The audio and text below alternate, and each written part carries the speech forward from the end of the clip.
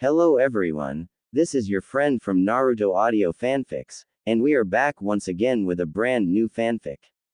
Which is what if Naruto was trained outside the academy and returned from the dead with Temari, Anko, Samui, Mabui and Yugito Haremo Part 1. If you enjoy this story, don't forget to hit the like button, thumbs up, and subscribe to the channel for more amazing Naruto fanfics like this. So without wasting any more time, let's start today's fanfic. Ronel, a wandering ninja, arrives in Konoha 6 years after the Kyuubi's attack. He meets Naruto as the boy is kicked out of the Ninja Academy classroom in an attempt to sabotage his learning. Taking pity, the older shinobi takes Naruto to a nearby field, and instructs him in what the academy should be teaching him at that time.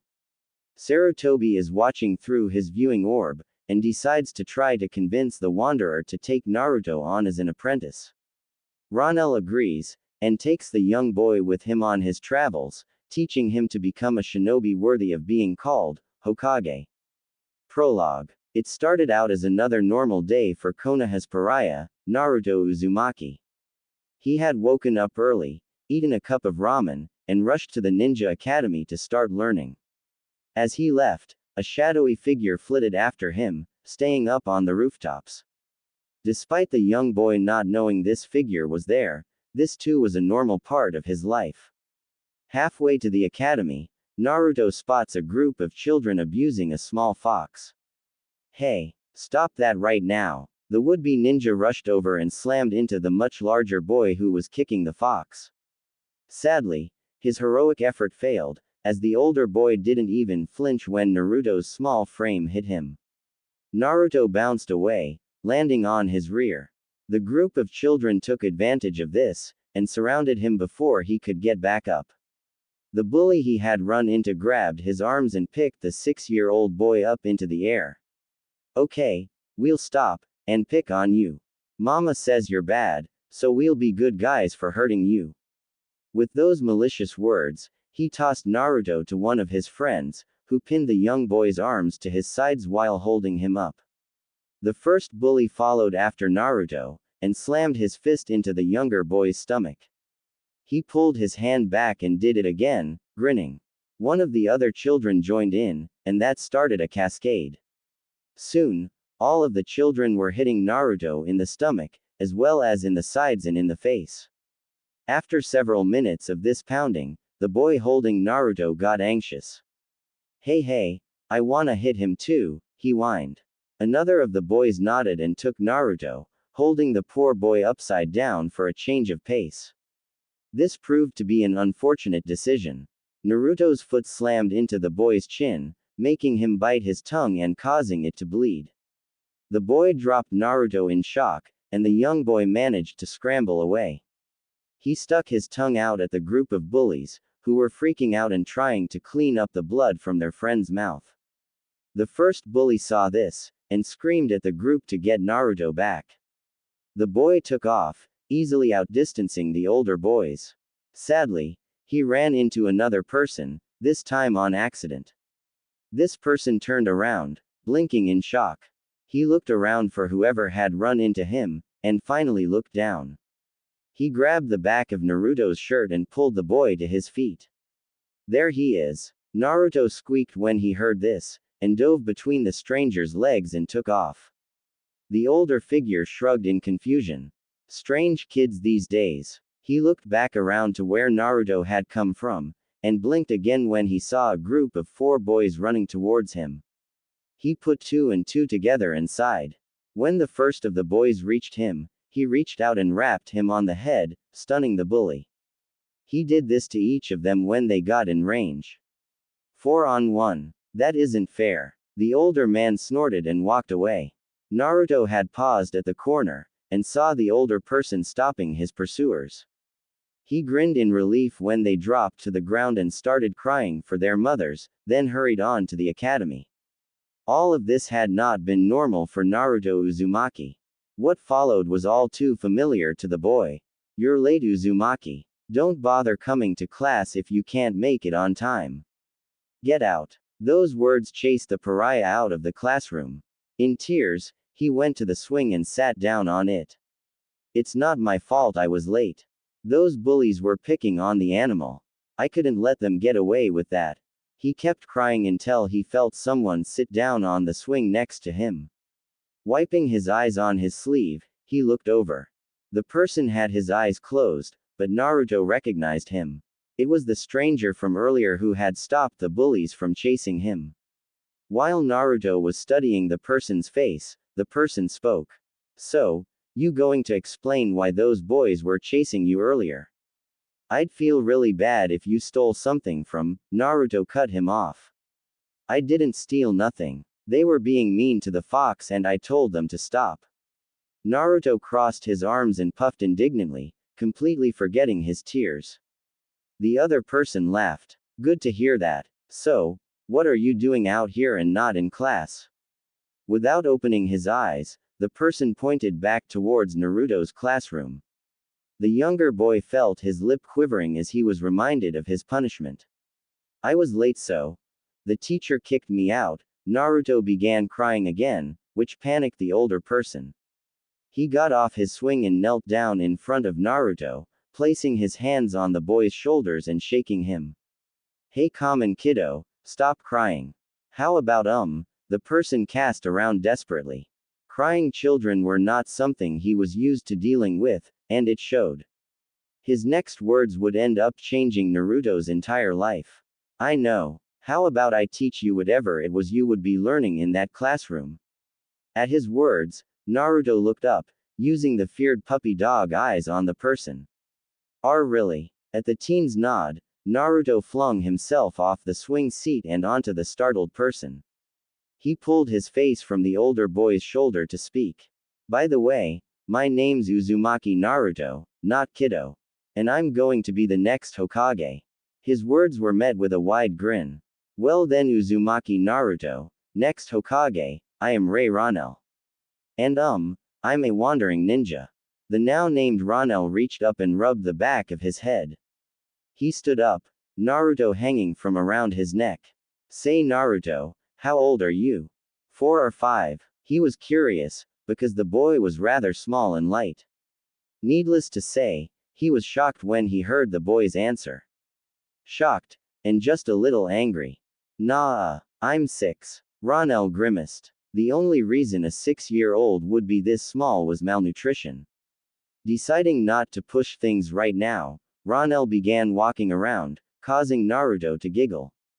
The young boy swarmed up and turned around, so that he was now sitting on the teen's shoulders, with his hands resting on Ranel's head.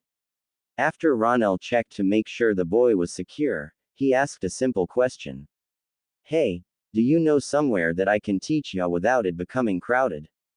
Naruto nodded in response to Ranel's question, and for some reason, used the teenage wanderer's hair as reins to guide him. They were quite the spectacle as they walked through the busy village, drawing whispers and glares. Ranel noted the glares with some confusion. They arrived finally at a large empty field near a stream that had several poles on its bank. Ranel hoisted Naruto off his shoulders and sat him on one of the poles and stepped back. All right then, what was it your class was going over? Ranel crossed his arms as he regarded Naruto with a head. The boy fidgeted for a moment, striving to recall what the instructor had been talking about when he walked in. His small face lit up when he finally remembered. Jutsu. Sensei was talking about the different types and all. And katas. Something about katas. Ranel listened to this rambling answer and tapped his chin. Shrugging, he decided to teach Naruto what he had been taught. This bit about katas would have to wait, since the teen didn't know how combat moves for swords and the like related to jutsu. After taking a moment to organize his thoughts, he sat down and picked up a leaf. Alright Naruto, since your lesson was to be about jutsu, I guess I'll start off by explaining what jutsu are. The boy leaned forward, his face intent as he listened eagerly. This Ranel person hadn't been mean at all, and had helped him and cheered him up. Surely he wasn't going to be mean like everyone else was. Jutsu are how a shinobi controls various things. From enhancing our own bodies, making them faster and stronger and being able to see things that are far away, to controlling the elements themselves. Jutsu, or abilities, are divided into several branches. I'm starting off with an overview of those branches, then I'll give you a bit more detail about the primary three that most ninja use. He looked up at Naruto to see if the boy was listening. His hair stood on end when the boy leaned so far forward that he fell off the pole that Ronel had set him on. The teen sprung forward and caught Naruto before the boy hit the ground. Naruto, you've got to pay attention to your surroundings, kiddo. He sat up and set Naruto on the ground, brushing his face and vest clean of dirt. After Naruto had done the same and sat down with his back against the pole he had just fallen off of, Ronel sat against one of the other poles. He popped his neck and sighed. Now then, yeah. Okay, the main branches of jutsu are these: taijutsu, which focuses primarily on hand-to-hand combat, and techniques that are helpful to that, genjutsu, which is illusion techniques, designed to mess with your opponent's mind. Ninjutsu, which focuses on elements and controlling them, as well as chakra-consuming techniques that affect the environment and not your body or mind. He noticed a look of confusion on Naruto's face, and held up one hand. I'll answer questions in a second. Okay, those are the basic three types of jutsu. Then you have fuinjutsu, which deal with sealing, and iryujutsu, which is all about healing people. There are also weapon styles, like kenjutsu and bojutsu. The basic introduction done, Ronel waved for Naruto to ask his questions. Nay, Ronel-sensei, what's chakra? Ronel's eyes widened at that. He blinked then rubbed his face for a second. It's probably the kata you mentioned, and you just misheard it.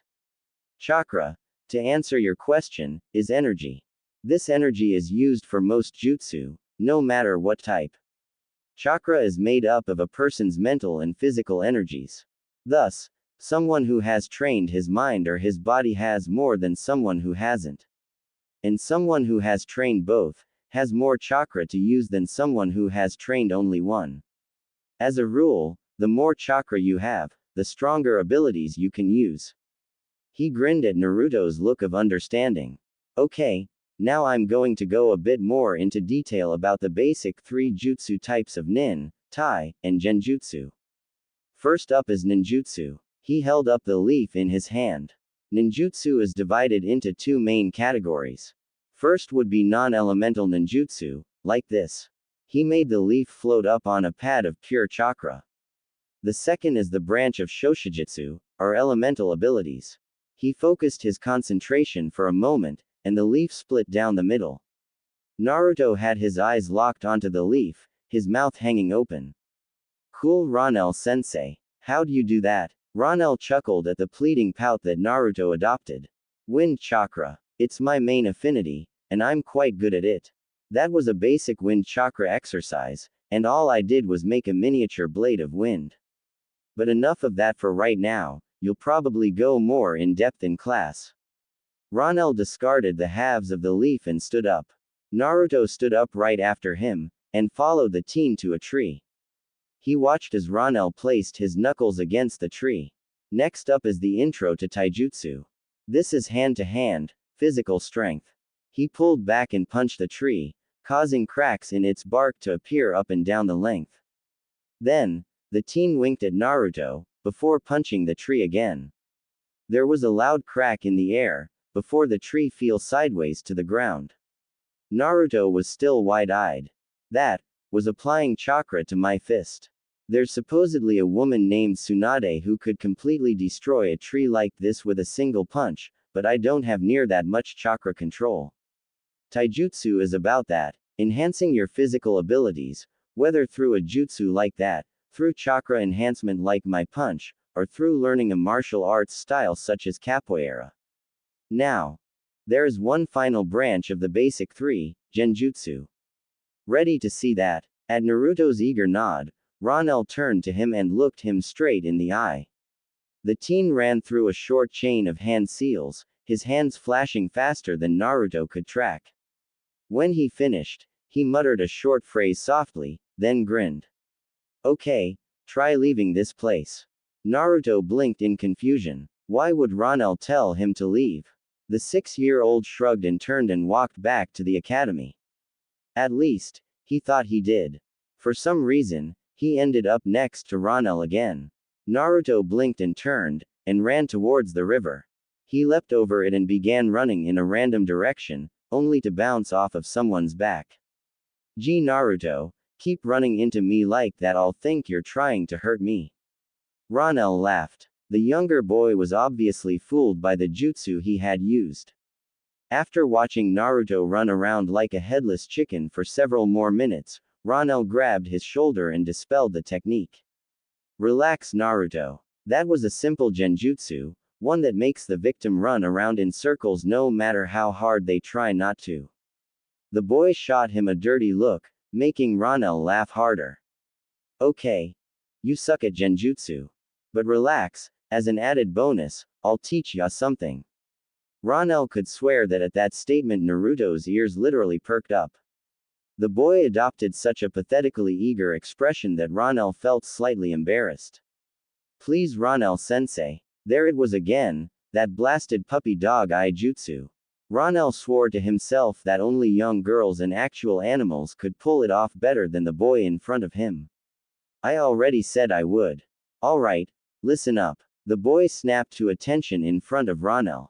When you know that you are caught in a genjutsu, there are 2 widely used methods for breaking out of it. The first, and easiest, is pain. If you can hurt yourself, that will almost always break you out of illusions. There are a few high-level ones that won't work on, but most Chunin don't know anything that's strong. Makai, most Junin don't for that matter. Ronel-sensei, I don't think I'd like hurting myself over and over, Ronel snorted when he heard Naruto. Oh suck it up. Like I said, there are 2 ways. The second is slightly harder, but less painful. Okay, put your hands up like this. Ronel placed his hands in the ram seal, and watched as Naruto copied him. This is the ram seal, the most commonly used seal for gathering chakra. Okay, now, close your eyes and visualize your body. Right above your pant line is a bluish orb. Naruto spoke up while Ronel was taking a breath. And there are lots of little blue lines all over my body, and even little blue dots too. But Ronel-sensei, what about that red orb thingy behind my blue one? Ronel blinked. Ignore that for now, not important yet. Okay Naruto, you can apparently easily visualize your chakra network. Now then, pull some of that blue stuff out and push it into the seal. Then push it out through the seal, and say Kai. What on earth is that red chakra? I've never heard of it before. He blinked when his hair lifted up. He looked at his impromptu student, his eyes widening. Naruto, use the jutsu. Kai. The boy shouted. A wave of chakra pulsed out from the boy, pushing everything away. When things settled back down, Ronel coughed slightly. Naruto, I don't think any B-rank illusions are safe from the amount of chakra you just pumped into that. The boy rubbed his head sheepishly, then both males laughed when Naruto's stomach rumbled. Thanks for the help Ronel-sensei. I'm going to go eat lunch now. The young boy took off like a bolt. Ronel looked up at the sky, surprised to see that it was indeed nearing noon. He shrugged and was about to leave when the cloaked figure from before landed in front of him. Ray Ronel, you are to come with me. The teen sighed. I don't get a choice, do I? His answer was having his arm gripped, and vanishing in a swirl of leaves. Hokage's office. The cloaked and masked and Ronel appeared, the figure throwing Ronel forward. The teen put his hand up and caught himself on the edge of the desk before he ran into it. Geez guy, it little less easier wouldn't kill ya. He said, then blinked. He turned around slowly. There was a person sitting at the desk. He was older, Ronel would guess in his late 70s. He was puffing on a pipe, and staring at the teen from under a large hat marked with kanji that read, Hokage. So you're the guy the kiddo wants to grow up to replace. The Hokage nodded. Yes, Ray Ronel, I am. My name is Sarutobi Hiruzen, and I am the Sandaime Hokage. Now then, you and I need to talk. Ichiraku's ramen stall. Naruto slurped down the last of a large bowl of ramen. He patted his swollen belly contentedly, then stood up and helped the waitress clear his bowls. They began washing them. This was a normal thing, for the boy would often eat more than he could afford, so the ramen stall owner would have him wash dishes to pay. They were nearing the end of the large stack when a person entered the stall, grumbling about old men who spied. "Welcome to Ichiraku's ramen, what can I get for you, sir?" The waitress, Ayame, asked, pulling out a small notepad and a pencil. Green tea and a chicken ramen please." Naruto's ears perked up, he knew that voice. He plunged the last of his bowls into the soapy water and scrubbed it furiously. Ayame came back to the rear half and was pouring out some green tea that had just finished steeping when Naruto nearly bowled her over in his haste to run to the front. She walked out after telling her father the order to see Naruto perched on the customer's shoulders. She blinked in shock. He did this earlier too. It's like he thinks I'm a horse. The quirk to the lips calmed Ayame, who was afraid the customer would hurt Naruto. Nay, Ranel-sensei. Thanks for teaching me today. I can't wait to go back to school and show Sasuke-tem what I learned. At Ayame's curious look, Naruto pointed to the pavement outside the stall, where small craters were. Ranel's chuckle had her looking back at the teen. "So, you've already figured out how to enhance your punches?" The boy nodded frantically, nearly bouncing off Ranel's shoulders. A small bell chimed, and Ayame brought Ranel his ramen. "Well then, Naruto, I have something you might like to hear." The boy looked down at the top of Ranel's head, an eager expression on his face once more. Ranel dragged things out, picking up his chopsticks and breaking them in half slowly. "Itadakimasu," he said quietly before pulling out a portion and wrapping it around his chopsticks to place in his mouth in a small bundle. When he swallowed, even Tuki was leaning towards Ranel slightly. "The old man in the tower asked me something about you," Ranel continued, before repeating his actions of rolling the ramen to eat it. He swallowed again and speared a piece of chicken, placing it in his mouth to chew. When he swallowed that, Naruto bopped him on the head. "What did OGG want already?" Naruto asked with a slight edge of expectation in his tone. Ranel smirked and ate more ramen before answering. "Well, he wanted to ask me to train you." He trailed off again, this time to drink some of his tea. He looked up, and noticed that everyone's eyes were on him. Luckily, he was the only customer in the stall, so Tuki wasn't going to mess up someone else's food. He sighed. No appreciation for setting up the moment. He grumbled. "I agreed, of course, if you do. If you agree, you'll be coming with me on my travels, and I'll be teaching you more. He got me to agree to have you back in a few years so you can spend the last year with your graduating class, so you can become a Konoha shinobi, and one step closer to becoming the Hokage." In the ensuing silence, Ranel was able to finish his meal. He finally tilted his head back to look up at Naruto. He was shocked to see that the boy's eyes were brimming with tears. He was about to ask what was wrong when the boy spoke. "Thank you." Naruto could barely speak. "Thank you, thank you, thank you, thank you." The boy was becoming louder with each repetition, until he was nearly yelling it. Ranel clamped a hand over Naruto's mouth and sent a confused look at Ayame. "Naruto, aside from my dad and I, and the Hokage and a couple of Anbu, he hasn't really had anyone who cared. And none of us can train him, or teach him, so you agreeing to is like a miracle for him."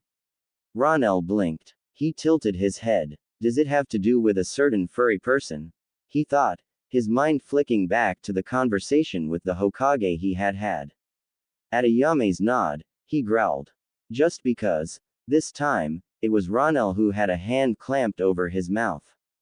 He remembered that Sarutobi had said that Naruto wasn't to know about his burden until he was older. Ranel sighed and nodded, and Ayame withdrew her hand. Ranel did the same, but had to put his hand back as Naruto was still repeating, "Thank you," over and over again. The teen stood up and removed his hand. "Naruto, what do you need from your apartment?" The boy grew quiet. "Nothing, Ranel-sensei. If we're going to leave, please let us just go. Ronel was confused at the sudden loss of spirits. Is there anyone you'd like to say goodbye to? Ronel stiffened when he felt someone walk in behind him. He turned around, and for the second time that day was looking at Hiruzen Sarutobi. Naruto vanished from his shoulders, only to impact into the Hokage's legs. Gigi-chan, thank you. The boy began repeating the word into the Hokage's robes. The elderly man nodded and stroked Naruto's hair softly. He looked up at Ronel, his eyes carrying a message. Look after him. Ronel nodded to the unspoken plea. Sarutobi peeled Naruto back and knelt down in front of him. Naruto-kun, Ray-san here is going to be your teacher for the next few years, and he travels a lot. You probably won't be back here until it's time for your final year at the academy. Are you sure you want that? The boy nodded and rubbed his eyes with the backs of his hands. He turned and ran to Tuki, hugging the ramen chef's legs fiercely, before slamming into Ayame. The girl managed to bend down and catch Naruto in a hug. Be good, Naru-chan, okay. She nuzzled his cheek, then stood up and set the boy on Ronel's shoulders. The teen blinked. Everything had just happened inside of a few minutes. Ronel winced when one of Naruto's legs hit a small seal, one that was freshly carved. It wasn't put on in ink like a normal seal. No, this was carved into his skin on his shoulder. Sarutobi had put it on himself.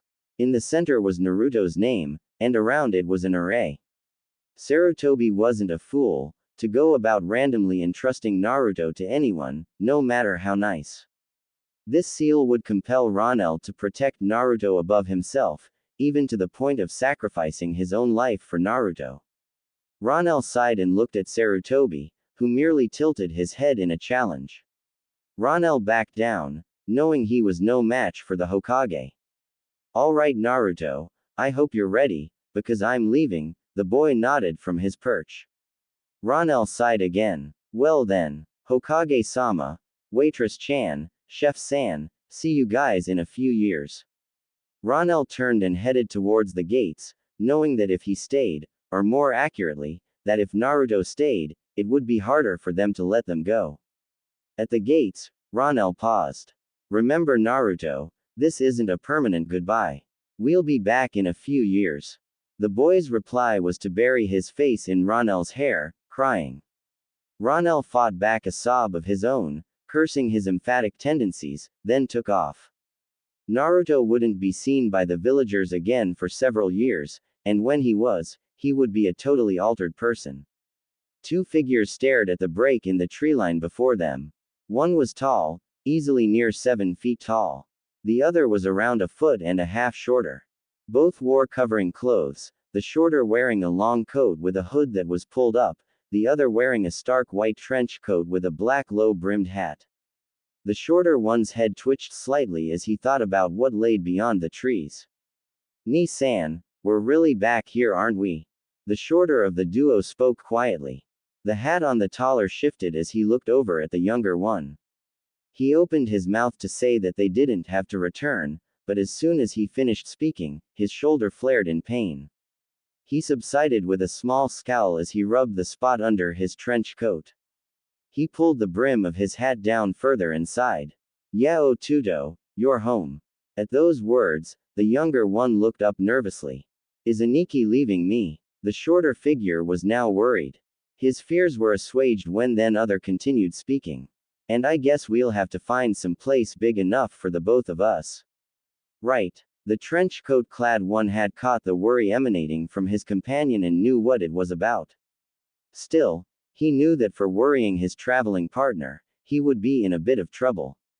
He didn't know what it was until the boy glared at him before shifting behind and climbing up his shoulders and pulling his own hood down and plopping the hat on his sun-kissed hair. The boy then grabbed the dark brown hair that had spilled out when the hat was removed, getting 2 heavy hanks, one in each hand.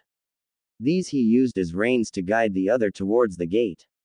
He paused and concentrated for a second, before 2 soft pops echoed around them. The taller figure winced as his hair was tugged and yanked. He resisted the strong urge to reach up and swat the boy off, instead heading for the break in the trees and the gate that lay beyond them. He winced again when one of the smaller figure's legs slammed down on the sore spot from earlier.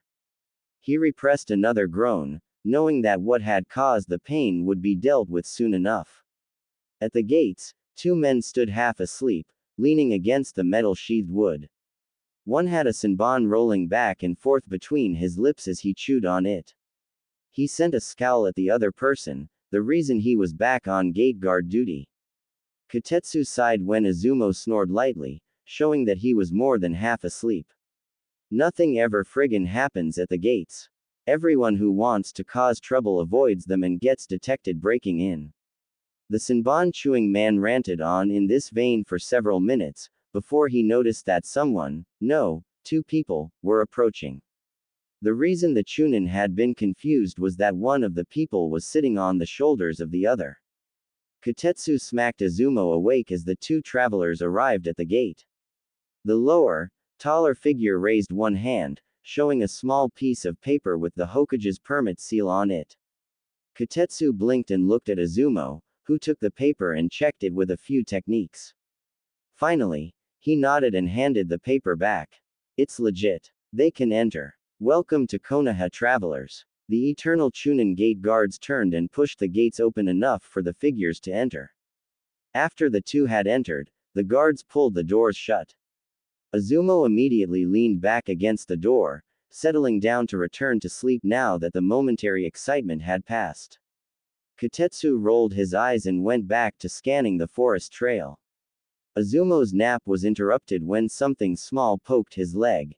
He cracked his eyes open and looked down, and blinked in confusion when he saw a fox sitting at his feet. He decided to ignore it and leaned back to return to sleep. If he had kept his eyes open a moment longer, he would have seen a human grin stretch the fox's lips before it growled quietly.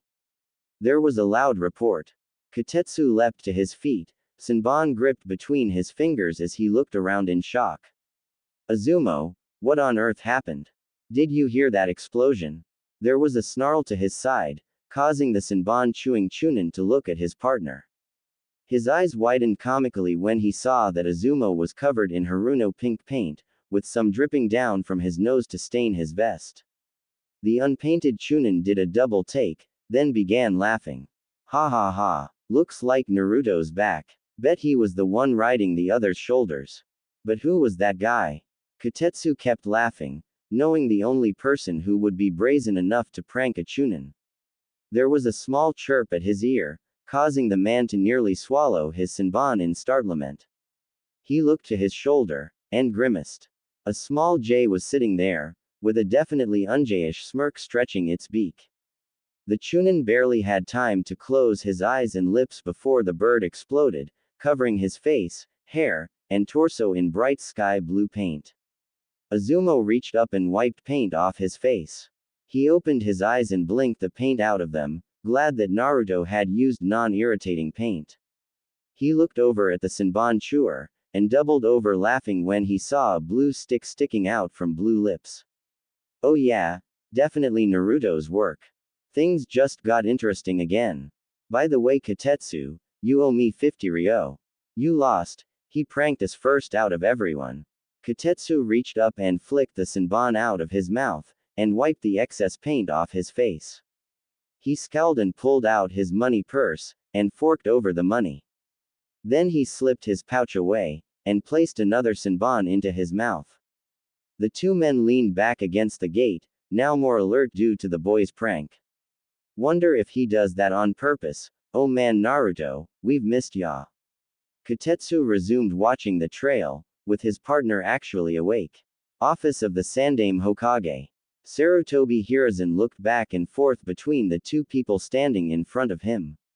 Tanned hands were laced behind blonde hair as the shorter person stood silent while the taller, darker-haired person told him some of what he had taught the younger. When the boy began miming a mouth moving up and down pointlessly, the young man reached out and smacked him upside the back of his head. Ototo, get out of here. I need to talk to the old man alone for a bit.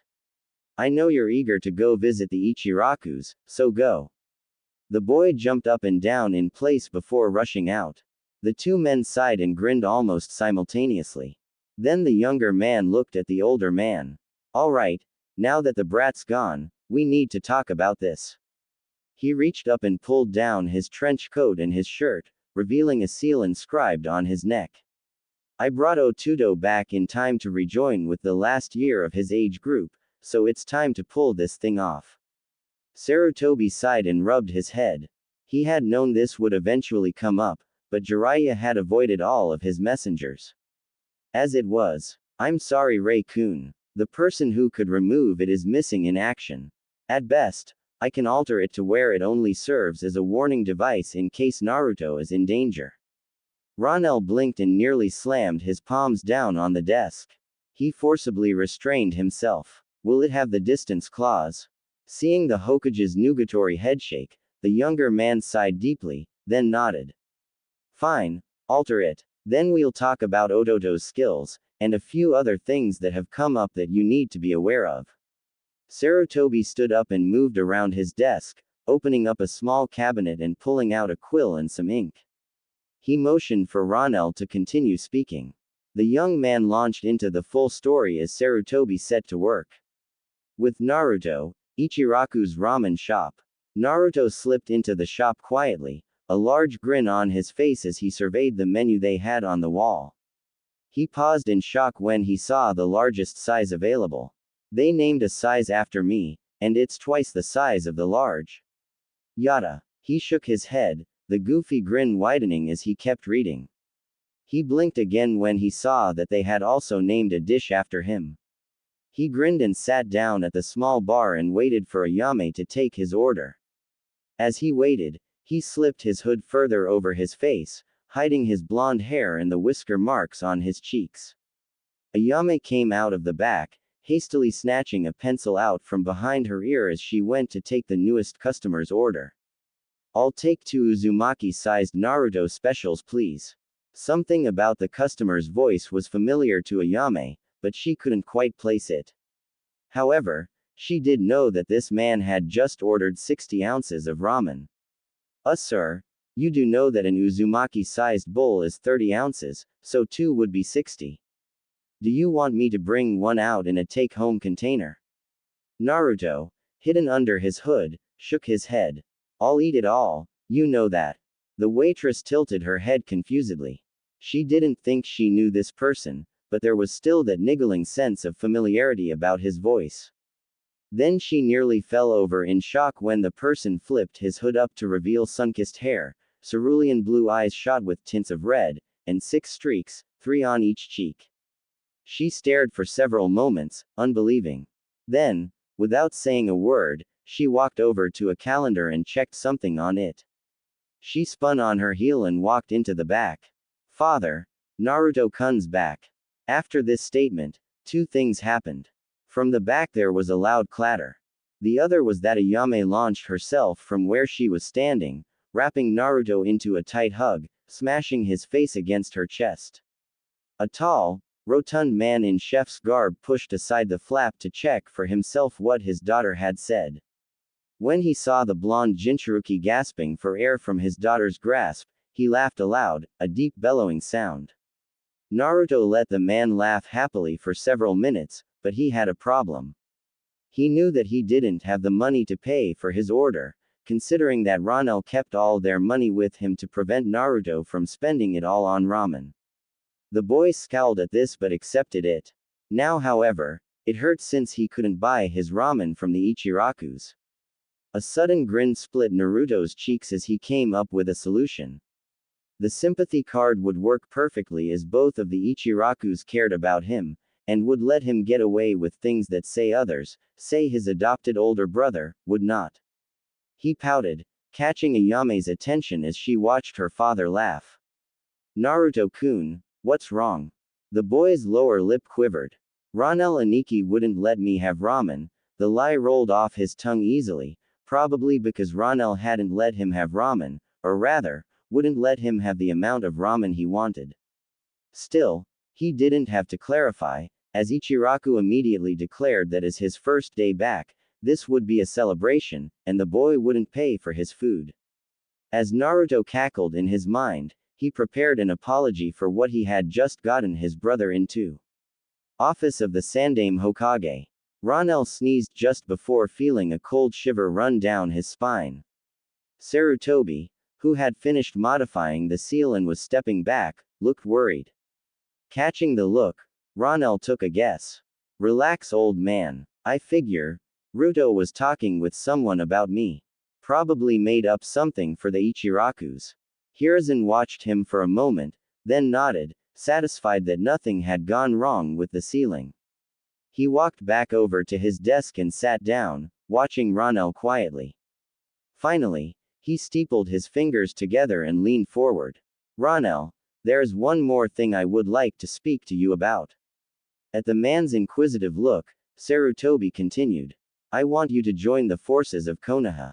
He missed Ronel's eyes tightening. I can either instate you as a chunin without trouble, or if you care to take an examination, I can probably get you instated as a junin. He looked up and saw that Ronel was standing up, pacing. Look, old man, there's a reason I am a wandering shinobi. My village was wiped out because of a traitor. The few of us who survived have all scattered to the winds. I wander to find the man who betrayed us and slaughtered my village. I can't have that happen again. Sarutobi watched as the traveling shinobi paced back and forth, clenching his hands until his knuckles turned white. Rei Uzumaki Ronel, like it or not, you're a true role model now. If you don't join Konoha, Naruto's one role model, the only person who hasn't left him in years, will be someone who doesn't find connections to a village important, someone who is shiftless. Ronel froze in his tracks, turning a cold eye towards Sarutobi. Don't look at me, that's the way it is. You are his role model. Do you really want to show him that it's fine not to belong to a village?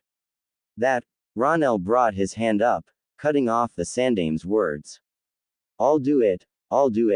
But I'm not joining the ranks until Naruto does. Until then, I'll just help train him and his friends some. The man stood up slowly, stretching out. I have one more condition. I want all information you have on the cult of Jashin, and more specifically, Hidan. And I want first crack at any mission that involves Hidan. Sarutobi looked troubled by that. Before he could protest, Ronel explained something that had the Hokage's eyes widen in shock. He gave a half nod, before letting Ronel leave. The wanderer walked out of the building and raised one hand to his head. I need dango. He looked around sniffing the air, then set off in a random direction. Ichiraku's ramen shop. Naruto, Tsuki and Ayame were talking and laughing together when Ronel showed up. Naruto blinked looking at his sensei. His hair was scruffy and patchy like someone had been messing with it. He had a line of blood trailing down one cheek from a slice just under his eye socket. The eyes were looking definitely harried as they scanned back and forth nervously. Old man, you don't serve dango here, do you? Tsuki blinked. Of all the things that they had been expecting the frantic-looking Ronel to say, that was not on the list. He looked over at the menu list on the wall. Only basic sweet dango, why? Ronel seemed to deflate and sank into the seat next to Naruto. The boy looked at his adoptive brother worriedly. I'll have 2 orders of that, and 2 to go. And no, I'm not going to explain. Naruto blinked as he sat up and looked at the slumped-over form of his teacher curiously. He'd have to get whatever had happened out of the older shinobi later. For now, he settled for watching as Tsuki moved back to the back of the restaurant and began frying up the dango. Ayame looked at them, also curious, but shrugged and went to take the order of another person who had entered the shop just after Ronel. Tsuki returned with the dango a few minutes later, taking the money from Ronel, who immediately ate the first 2 orders and stood up, grabbing the to-go order. A look to Naruto, and they stepped out into the street. Okay, we need a place to stay, Naruto. Got any ideas? The boy thought to himself while Ronel calmed down, regrouping from whatever had freaked him out. His first warning that Naruto had an idea was when he felt the boy swarm up his shoulders again. The blonde boy grinned down at the older male's upturned face. I know a place. It's at the end of this road, but it's a long way down. Ronel's lips quirked. He knew what the boy wanted. He shook his head and began walking, only to stop when his head began to be used as a drum. You're going to do that the whole way there, aren't you? Yup. Longer I take, the more you do it. Yup. Naruto grinned cheekily as Ronel's left hand came up and rubbed the bridge of his nose. Fine, fine. Hold on tight, brat. Naruto braced himself as he felt his brother charge up chakra into his legs. He nearly squealed in joy when he heard his brother utter the name of the jutsu softly. Shunpo. The duo vanished in a trail of dust. Half a mile distant, apartment complex. A casual observer standing near the abandoned apartment complex would note a long streak of dust rushing towards the dilapidated building suddenly. Such an observer would also note a joy-filled scream echoing down the street. Then they would see a pair of people skid to a halt in front of the building, throwing up a huge cloud of dust as the person actually moving twisted his feet at an angle, reminiscent of a skater braking on ice. Naruto clapped his hands happily from Ronel's shoulders before plopping his hands on the older male's head and vaulting off of him. The two strode to the front door, with the white-clad man sighing heavily when he saw the massive chain across the door. Well, it's a fixer-upper, that's for sure. Hang here a bit, Naruto, I'll go get the key to this thing from the Hokage. He turned and was about to leave when his young companion grabbed his hand and began dragging him around to the side, following the wall, towards a small alcove built into the building. Ronel watched in amusement as Naruto began tapping the wall, wondering why the boy was hitting stones in a pattern that reminded him of the swirled leaf that was Konoha's symbol. His eyes widened when the wall faded around the last brick, which Naruto caught in one hand and made sure to bring low. The old owner would lock me out sometimes, changing the locks whenever he found out that I had a key. Gigi got tired of me coming to him for a new key, so he showed me this. He said that this place was a really old building, like his teacher old. It was built so that people would be able to sneak out in case someone attacked the building. The wall reforms when this brick, here in his explanation the Jinchuruki wagged the brick that he had caught, is placed back approximately where it was. Come on. Naruto stepped inside, looking at his brother expectantly, watching as said man followed him inside. The boy then held the stone in midair, letting Ronel watch as the rest of the wall that had faded slowly came back into view, with the blonde boy barely snatching his hand out of the way in time to avoid having it caught there. Impressive, Naruto. How many times did the old man have to explain that before you could remember what he was saying? Ronel's tone was light as he looked at his adopted little brother. Naruto scowled at him, but held up both hands, showing 8 fingers. After Ronel finished laughing at his brother's sheepish look, he managed to gasp out another question. And how many times did your hand get caught in the wall as the Fuinjutsu reactivated? This time, Naruto growled at the older male, but relented and held up 5 fingers. That had Ronel hit the ground, clutching his stomach laughing. A few minutes later, after Ronel could breathe again, he leaned against the wall and looked around. The place was coated in a thick layer of dust, indicating that it had not been cleaned in a long time. Cobwebs hung in the corners, thick with spiders and insect husks.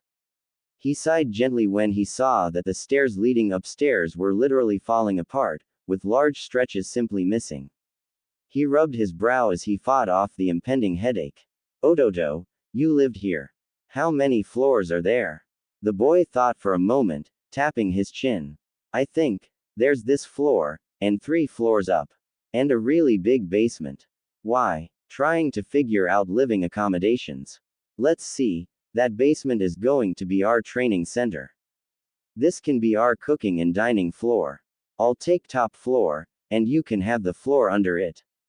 Naruto nodded to this, happy that he would be able to have a floor to himself. It would probably seem empty to the boy, but in time he would get used to it. For tonight, we're going to focus on cleaning this place up, repairs will come later. I checked the schedule while I was heading up to the Hokage's office, the academy starts in about a week. Naruto nodded again, then took Ronel's outstretched hand and helped him to his feet. Come on Aniki, We can spend tonight in my old room. It's on the second floor. That was when Naruto turned around and saw the condition of the stairs. He blanched slightly, until he felt his brother tap his shoulder and point to his feet, which were glowing a faint blue. The blonde Jinchuruki nearly slapped his forehead, irritated that he had forgotten that simple shinobi ability. He focused his chakra to his feet, and led his brother along the wall to the upper floor. When they arrived in Naruto's room, the two found a place that had been utterly stripped of everything. There was nothing but dust in the room, not even any debris, or remnants of any furniture. Naruto wiped at his face, telling his brother that dust had gotten in his eyes. Ronel laid one hand on his shoulder and squeezed it lightly, hiding his anger at whoever had stripped the boy's room. Get the bedding scrolls out and bunk down for the night, Naruto. I'll cook breakfast tomorrow, so don't worry about it. The younger male nodded numbly and grabbed a pair of scrolls out from one of his pockets. He stopped when Ronel squeezed his shoulder again. Relax some. I know it hurts, little brother, but just remember this, you've got better stuff now, and they aren't getting anywhere near it. This made the boy smile slightly, before he nodded and unsealed the scrolls and laid out a pair of small cots and 2 sleeping bags. With a last look around his bare room, he burrowed into one of the bags and tried to put himself to sleep. Ronel stepped over and brushed his adopted brother's hair out of his face, sighing when the boy opened his eyes. He reached down slightly and squeezed the boy's neck carefully, nodding to himself when Naruto drifted into sleep after the pressure point was pressed. Sorry, Ototo, but you need sleep, and right now you're too upset to get it normally. And I meant what I said on the road, Naruto, we'll find out who your father was. He said it softly, swearing it once more to the boy. Unable to sleep himself, he walked over to the windowsill in the room and sank down onto it, staring out at the village. That was one of their biggest reasons for actually returning, well, Naruto's at least. He felt that it was here in Konoha that he would solve the mystery of who his parents were, starting with his father. The man's eyes traveled back to his adopted brother and he sighed softly, remembering the one clue he had as to who Naruto's father was. Despicable author style. Flashback technique. Naruto was curled up in his sleeping bag, having just finished his shift. Ronel was perched up in a tree, scanning the area lazily while slowly carving a branch into nothing. His eyes snapped up at a small popping sound, but he relaxed when he realized it was the fire crackling. He settled back down, but froze when he detected another faint sound, one that had been masked by the noises from the fire. Dark eyes shot around the small clearing, latching onto a glint of metal that was rising above Naruto. The wanderer narrowed his eyes and sank his hands into the branch under him and swung down and around, launching himself towards the glint. His feet slammed into a hard chest, kicking a shadowy assailant, shoving him out of the clearing and against a tree. Ronel landed on his feet in a crouch, straightening up and bringing a short sword out. He threw the blade without hesitation, piercing the attacker through the chest, pinning him to the tree he had landed against. The shinobi dashed over to the pinned attacker, thrusting 2 fingers into the man's throat, temporarily paralyzing him from the neck down. A kunai spun out from his pouch and pressed against the man's neck, the tip cutting into one of the folds of skin there. Tell me who you are and why you just tried killing my ward, or so help me I will make you bleed like a stuck pig from every part of your body. And then I will slit your throat. Talk. The man Ronel had pinned to the tree spat on the wanderer's boot. He looked down at his boot and looked back up at the pinned man with disgust written across his features. Ronel focused his will for a moment, with water soon flowing up from a bottle on his hip, wrapping around his arm then down to the blade. The water created a spike that dug through the skin on the man's throat, curving into a hook that pierced the flesh. The water hook tore back, ripping a strip of flesh away. A second kunai pressed against his stomach, and the man's eyes widened in fear when he saw water spiraling around his tormentor's arm. I'll talk. You leaf Yaru. Of course I'd want to kill him. He looks just like his kami-forsaken father. When the Iwakage hears that the Rock Destroyer has a son, Stone will not rest until his spawn is dead. There was rustling behind the two as the rock ninja's yelling woke Naruto up from his slumber. Ronel looked back through the trees to see his young ward sitting up and rubbing his eyes tiredly. Kuso. Gotta end this now. Normally I'd leave him alive, but he not only tried to kill Naruto, he's ready to get an insane tyrant on my ward's trail. I cannot let that happen, and not only because of this stupid seal. Ronel sliced through the man's artery, catching the blood spray with the water around his arm. He blasted the bloody water out into a bolt that flew through the trees. After removing his short sword from the man's shoulder, he sheathed it and strode back to the campsite. Ronel-sensei, where'd you go? The boy looked worried, as if he was afraid that Ronel had been about to leave. The shinobi rested his hand on the messy mass of blonde hair and ruffled it lightly. Relax, kid, I had to take care of a little business. Nothing big. Naruto looked worried for a moment longer, then nodded slightly and settled back into his sleeping bag. Ronel leaned against the tree, staring at the boy in thought. Just who is your father, Naruto? And why on earth is he called the Rock Destroyer? The name made him picture someone large and brawny who shattered giant boulders with his fingers. Shaking that image out of his head, he sighed and looked up to the stars. Flashback technique. Release. Ronel shook his head slightly while staring up at those stars from the window in the apartment. He had been able to talk to an acquaintance of his, and all he had found out was that the Rock Destroyer had a different cover name and hailed from Konohagakure. The wanderer turned away from the window, pausing as something that he could see at the edge of the window caught his eye. He leaned against the wall and looked out the window further, looking at the Hokage monument. Huh. Sarutobi looks a lot younger up there. He turned away and was laying down on his own cot when a thought occurred to him as he drifted into sleep. Another of those faces seemed familiar, but from where? I'll worry about it some other time. After checking to make sure that Naruto was asleep, the older man settled down into his own cot and drifted to sleep. Naruto woke up when the sun hit his face. He rubbed his eyes before standing up and stretching. He staggered into the bathroom and scrubbed at his teeth with the thin brush that he had purchased the day after returning to Konoha. The boy stumbled back into his bedroom and headed over to the dresser. When the drawer opened, Naruto grumbled again about evil older brothers who didn't appreciate the awesomeness of orange. He pulled out a blood-red shirt that had splashes of black and white mixed in. He followed that up with solid black cargo pants. He remembered Ronel's admonition to hide his body as much as possible, to confuse possible enemies, and pulled out a deep green cloak. He folded the coat over his arm and wandered down to the main floor. Ronel had been up before him as usual, and was already cooking. Naruto had found a stove that Ronel was able to repair, so they no longer had to rely on the spit. Ronel looked up and waved the boy to a seat at the table with the spatula. Bacon will be done in a minute, Naru-kun. Biscuits are already finished. You know where the orange juice is. The boy nodded and snagged a plate from the cupboard and a mug. He set them on the table, then walked over to the fridge and opened it, pulling out the orange juice jug. He sat down at the table and moved 2 biscuits to his plate before filling his mug with juice. He looked up and blinked happily when Ronel set the steaming plate of bacon down in front of him. He scooped several slices and wolfed them down.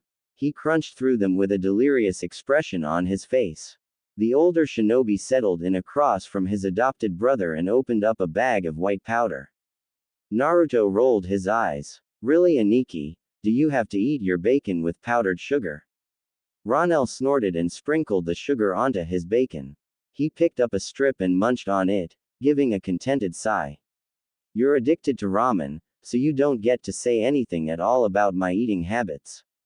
And I heard something about me not letting you get any ramen. He stared at the younger boy, who blushed and hunched his shoulders up to his ears. Naruto pouted for a moment. I wanted ramen, and Ayame and Tuki took pity on me and fed me ramen. Ronel shook his head and munched down on more of his powdered sugar-coated bacon, which made Naruto shake his own head. After several minutes, and another batch of bacon, the two sat back from the table and looked at each other. Ronel peered out the window, then back at Naruto. Better hurry up, bucko, your class should be starting soon. And it wouldn't do for you to miss the first day of schooling in 6 years. Aniki, you taught me better than any of those people at the schools would. Be that as it may, you still have to go.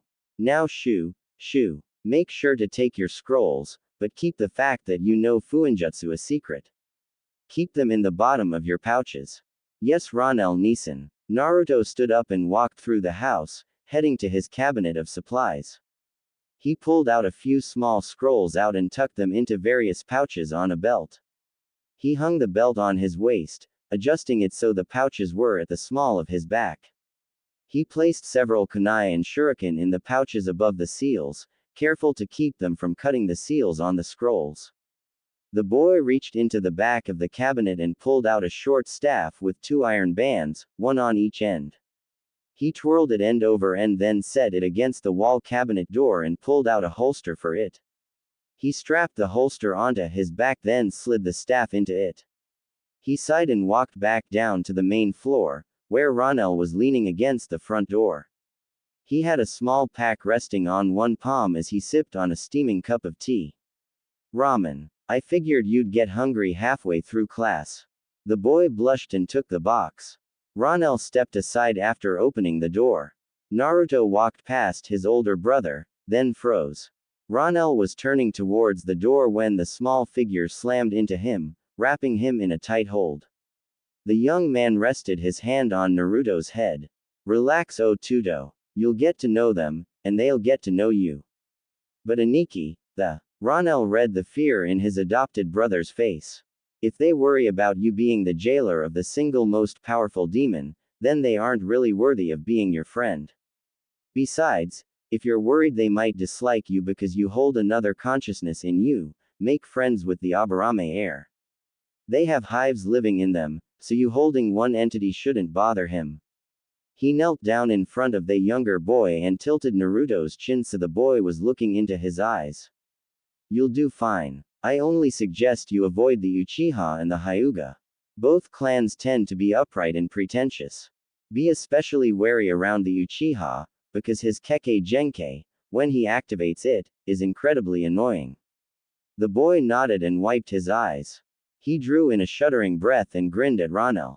Nay. What will you be doing while I'm in class, Aniki? Ronel grimaced at this. He sighed and ruffled Naruto's hair. Honestly, I don't know yet. The Hokage wants to see me once you're in class. Naruto nodded again, then hugged Ronel again. He stepped back, then scuttled outside, bending over long enough to pick up his ramen box. He stared at it for a moment, then looked back up at his older brother. Ronel sighed before tossing the boy a small bottle of water and a pack of matches. We really need to get you away from that elementalist bent you've got going. The boy grinned and shook his head, then dashed off. Ronel stepped back inside and closed the door. He walked over to the table and sat down at it, resting his forehead on his palms after setting his tea down. A few minutes passed, with him returning to drinking his tea slowly. He set the cup in the sink and gathered the rest of the dishes from their breakfast. He created a clone gathered of winds. The near-invisible clone set to work washing the dishes as Ronel climbed up the stairs to his floor. He began getting dressed, keeping his colors to simple brown shades. The coat he chose, though, was a stark white trench coat, with a few seals on the inside to keep it clean of dirt. He settled it onto his shoulders and walked over to his weapons cabinet. He pulled out scrolls similar to the ones that Naruto had retrieved earlier. He placed them in pouches identical to what Naruto had, but his were on a harness. Out of the back of his cabinet, he pulled a pair of blades. One was a longsword, a long, straight, double-edged blade. This was placed in at his waist. He checked the second one, a claymore. It had been a while since he used it, and sure enough, it could use a sharpening. He shook the coat off and put on the harness, then replaced his coat over it. He pulled a whetstone out of the bottom of the cabinet and began striking the blade against it as he walked out of the house. Ronel ignored the strange looks that were sent his way. After all, it's probably not every day that they see someone carrying a giant blade around in one hand. He shrugged and kept walking. With Naruto. Naruto settled in at the back of the class, glad that Ronel had shooed him out early. He had arrived before anyone else did, and was able to watch everyone as they entered. He saw a boy with spiky hair, similar to his though of a brown shade rather than his own sun-kissed blonde, walking in with a boy who had swirls painted on his cheeks. That's probably the Nara and the Akamichi. He watched as the pineapple-haired boy sat down next to the other one, and promptly fell asleep. The boy with swirls merely shrugged and pulled out a bag of chips and began munching on them. That nails it. He's as lazy as the Nara we ran into over in Tanzaku, and the other has the appetite of an Akamichi. This thought was confirmed by the fact that the larger boy had pulled out 4 more bags of chips and was munching his way through those as well. Next to arrive was a quiet duo. The girl was wearing a heavy jacket that hung down to her knees. Her hair was a light color, lavender. Naruto blinked at the unusual shade, but when he saw the solid white of her eyes, he shrugged it off as a Kekkei Genkai trait. Isn't that one of the Hyuga? She doesn't seem to be pretentious like Aniki warned me she would be. He turned to look at the second arrival. The male half of the duo was so similar in outfit to the girl that Naruto nearly did a double take to make sure the girl hadn't moved as fast as he turned his eyes. But this boy's coat looked thinner, more akin to the trench coat that Ronel wore than the heavy coat the girl did.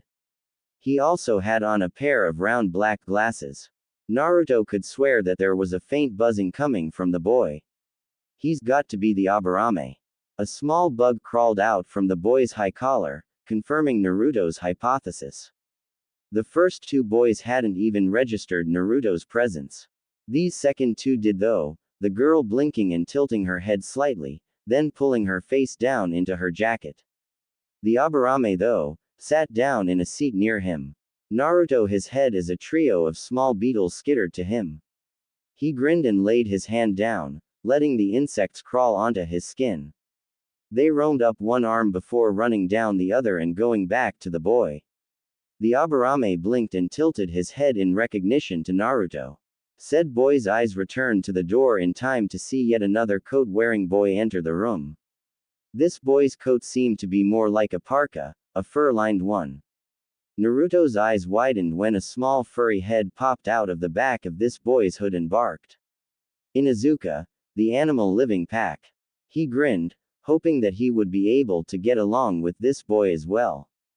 The Inuzuka sniffed the air, then seemed to turn his head to the dog in his hood, then turned to look straight at Naruto.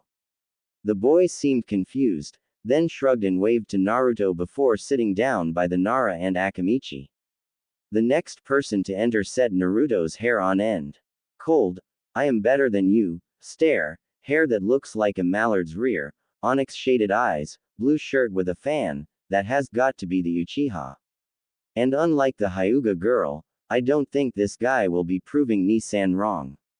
After the Uchiha strode into the room like he owned it and sat down at a desk as if he had no rivals, it seemed like a floodgate opened. People began streaming in clusters, giving Naruto no time to grow accustomed to their faces. After an eternity, the teacher entered.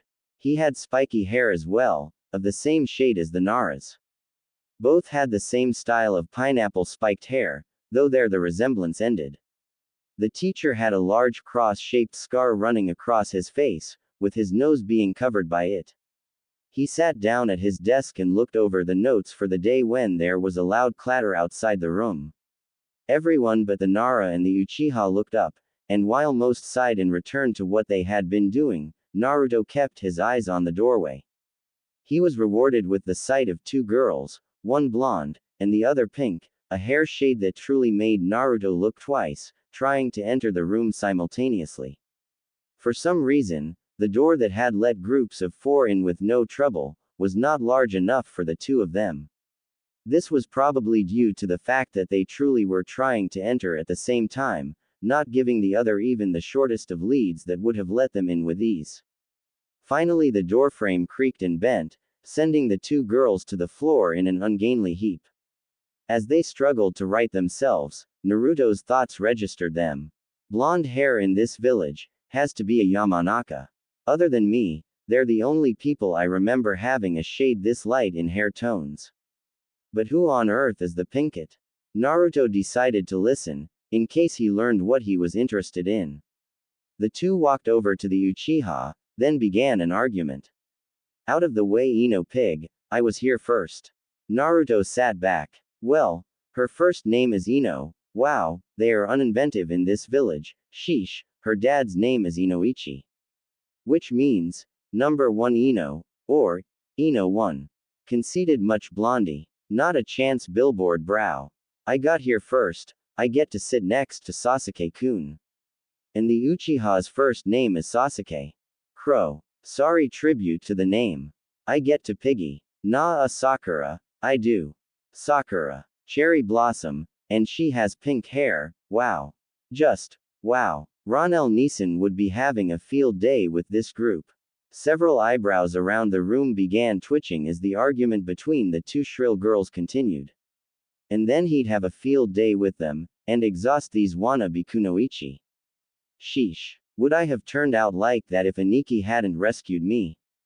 The boy shuddered at the thought of being a louder person than he already was. Ino and Sakura, sit down and shut up. Naruto blinked. This was apparently the famed, big head no jutsu, that all academy teachers were required to learn. He was relieved that Ronel had never learned that one, the man was loud enough without it. The girls squeaked and plopped down in two random seats, neither one taking the seat next to their precious Sasuke-kun. The teacher nodded once they were sitting down. All right, now that everyone is in their seats, we have a new classmate today. What? Hey Iruka-sensei, why does some snot-nosed brat get to join us? Isn't that skipping grades? The Inuzuka boy was the first to voice disagreement. Kiba, this person was told to report here by the Hokage. Not to mention that I probably already know more than the rest of these kids. Naruto kept his thought to himself though, recognizing the fact that the Inuzuka boy, Kiba, felt threatened and was trying to establish some kind of pack hierarchy. It has got to be an Inuzuka thing. Kiba grumbled but had to accept it. Iruka looked through the classroom, trying to find Naruto. He spotted him at the back of the classroom and gestured for him to stand up. Nay, Naruto, why don't you stand up and introduce yourself? Naruto could tell that it wasn't a request, as he stood up slowly. All eyes in the room flitted back to him, except for the Nara boy, who was asleep. The Akamichi prodded him to alertness, and whispered in his ear. The Nara yawned and turned around to stare as well. Naruto shrugged at this byplay. He settled his shoulders and began speaking. My name is Uzumaki Rei Naruto. I was born here in Konoha, but my adoptive older brother removed me from the village 6 years ago so he could instruct me in the shinobi arts. I returned last week and have refamiliarized myself with the village. I am currently living with my brother. My skills are those taught to me by various sensei while in our travels. My dreams are my own, as are my likes and dislikes. He nodded to Iruka and sat back down. The class immediately began murmuring to each other about him. Who wears a cloak in this weather? I know. And what's with that last name? He's got to be a Yamanaka with that blonde hair of his. I heard that he and his brother moved into an abandoned apartment complex and completely fixed it up. What about that his brother is really strong? If his brother is, and he's taught this Naruto kid for 6 years, he's bound to be strong too. Shut up and pay attention. The class snapped forward, their eyes locked on Iruka. His head reduced from the massive size it gained under the technique as he looked across them. He picked up a slip of paper and looked down at it. He seemed to raise one eyebrow at it, but shrugged. He was standing up as another man walked in. This man was dressed like a normal chunin. He had silver hair, and was wearing a hat that made it stick at random angles. He clapped Iruka on the shoulder before looking at the class. His eyes tightened when he saw Naruto. Ah, Mizuki, just in time to help me pass out the pop quiz. Iruka handed the second man a sheaf of papers, then began passing the papers out. Mizuki started at the back of the classroom, meaning he began with the odd Hyuga girl. The man paused for a moment before handing Naruto his test. The boy could swear there had been a hand sign before he got his test. Naruto shrugged and looked down at his test, wondering what questions would be asked. Shinobi A throws a shuriken at a velocity of 22 feet per second at an angle of 30 degrees from the horizontal. Shinobi B throws a kunai at a velocity of 44 feet per second at an angle of 47 degrees from the horizontal. What velocity and angle will Shinobi C have to throw his senbon to hit both of the other shinobi's weapons? Naruto blinked and reread the question. He rubbed his forehead in thought and tried remembering if Ronel had covered this. A breeze floated into the room, causing the papers to lift from their spots in front of the students. Naruto had frozen. His paper, despite the fact that he was right by the window, hadn't moved at all. The boy placed his hands under the table in a ram seal. He leaned his head against the table to hide his lips as well. Genjutsu. Kai. He spoke softly. His chakra sifted out and disrupted the illusions nearby. Uruka's eyes shot up when two cloaked men suddenly appeared in the back of the room. He saw the masks they were wearing and was about to settle down when he saw a small kanji etched into the forehead on each mask. Oh no. Ni Anbu, does Hokage-sama know? The two-figured looked at each other then vanished in gusts of wind and leaves. Naruto had not noticed the two, as his attention was on his test. Sure enough, his Kai had dispelled an illusion on his test. He scooped up the pencil on the desk and began answering. 1. What was the name of the Shadaime Hokage's Kekkei Genkei? Oh yeah, these are so much easier. Naruto easily answered the questions on the true test. He was the third person to turn it in, the Aburame and Akamichi having finished before him. He blinked when he counted the finished papers on Iruka's desk. There was a discrepancy, 4 papers there, with only 3 people having gone up. Naruto turned around and was walking back to his desk when he saw what had caused the oddity. The Nara boy had fallen back asleep, but there was no test in front of him. The boy chalked it up as the Akamichi having taken his friend's test up when he finished, and sat down where he had been. A beetle skittered up onto the back of his hand that he set on the desk. Naruto raised his hand up so the insect was on level with his eyes. He brought up his other hand and ran one finger down the back of the carapace, which drew an odd buzz from the insect. He sat there, staring at the beetle, for several minutes. A loud shriek brought his attention up from it. Oh god, one of you bug freaks is enough. Don't tell me there's 2.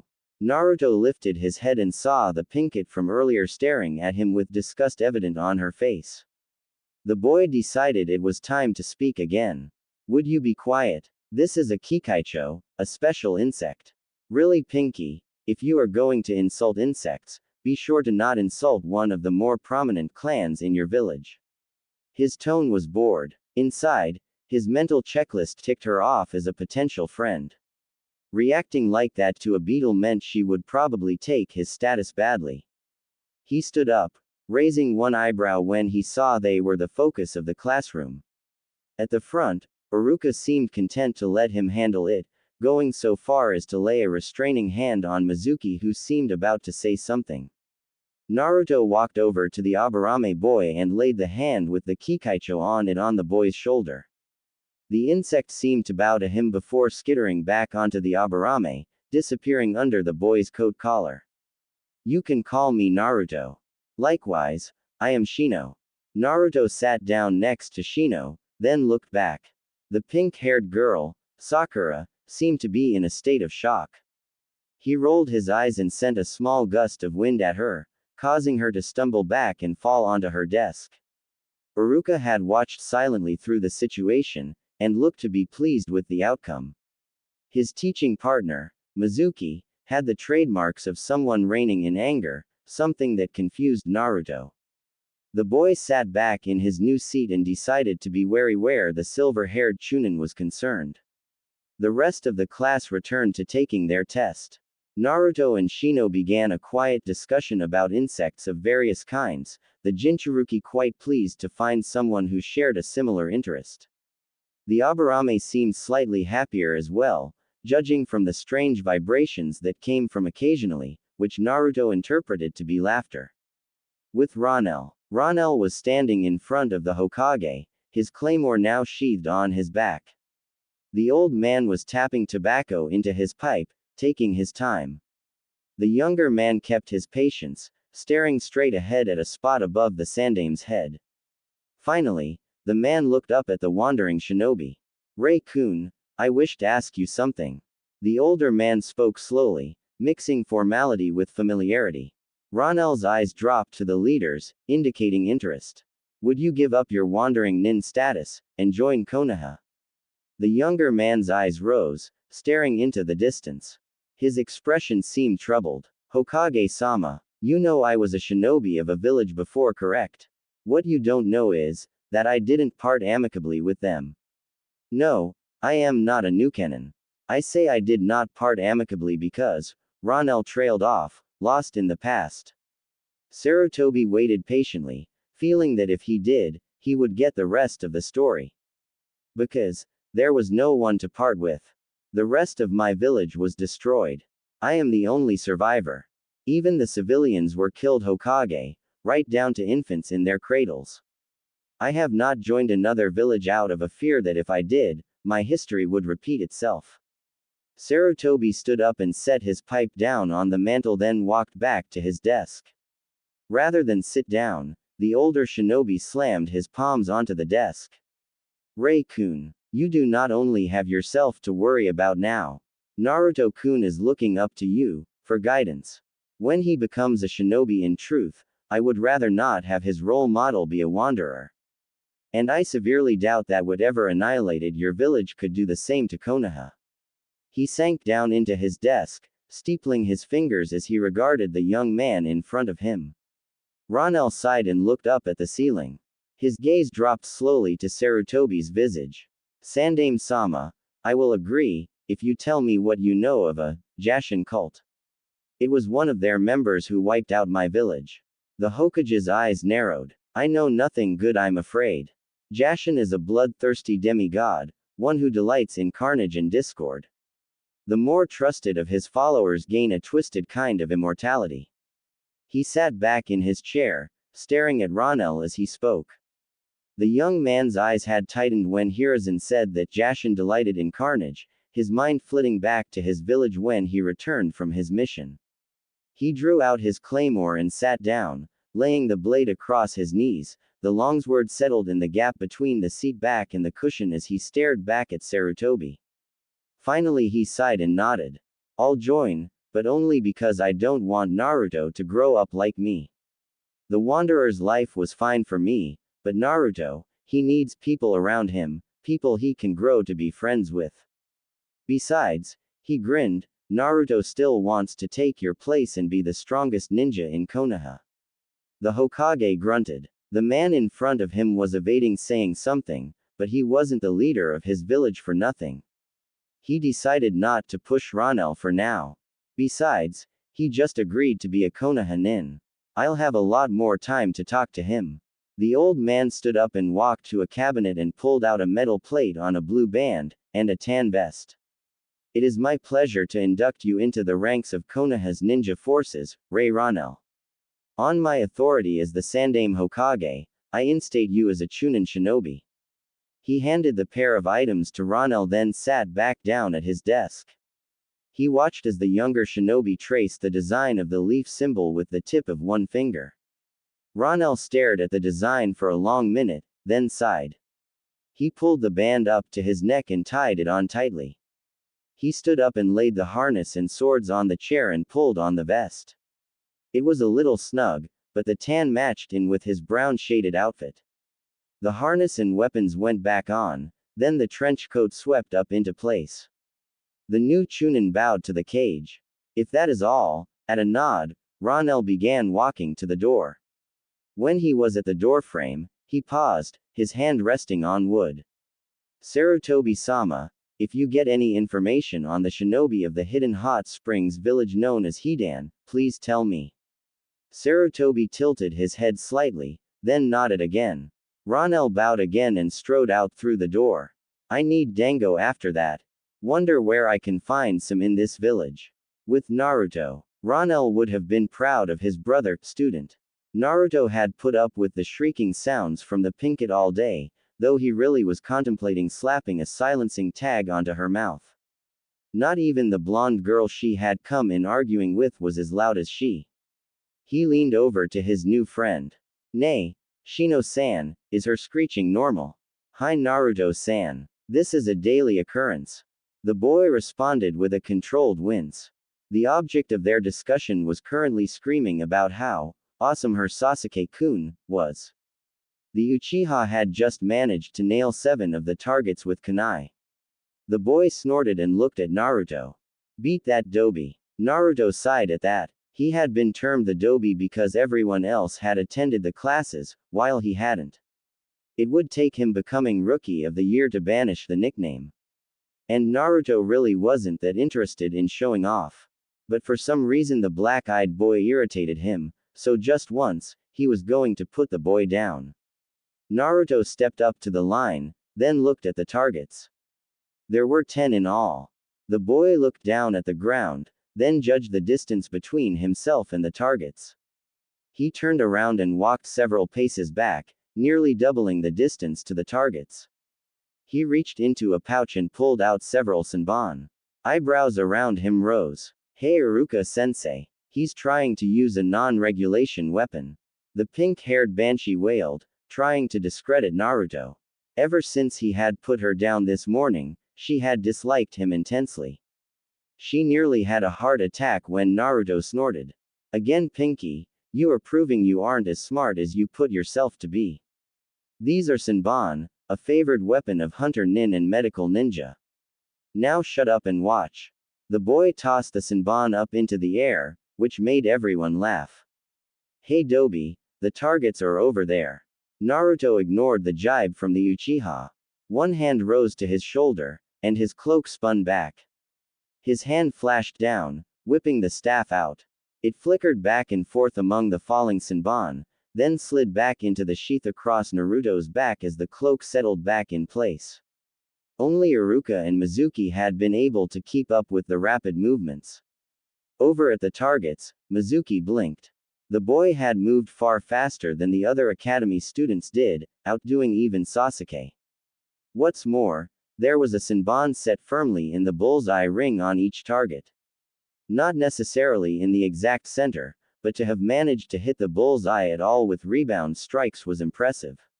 He signaled Iruka, the discreet hand signs for a perfect score. Iruka nodded and marked it down, then smiled benevolently at Naruto, who had moved back to the circle of watchers. Said boy nodded back, glad that at least one of the teachers wasn't out for him. Lunch had been interesting, with Mizuki trying to bring Naruto some food. Shino had warned him away from it. Mizuki had been forced to eat the food, and had to rush to the bathroom. After a quizzical look at Shino, the Aburame had explained that his Kikaicho had smelled laxative powder on the tray. Naruto looked over to the targets, where Mizuki still looked uncomfortable. Serves you right Tem. After tallying everyone's scores up, Iruka looked pleased. He looked up at the class. Alright everyone, tomorrow we will have the taijutsu and ninjutsu exams. Go home and get a good night's rest, and be ready to go then. The class drifted apart, the dismissal in Iruka's voice evident. Naruto and Shino paused, each turning a different way. Naruto decided to risk it. He opened his mouth. Naruto-san, I know your status as the container.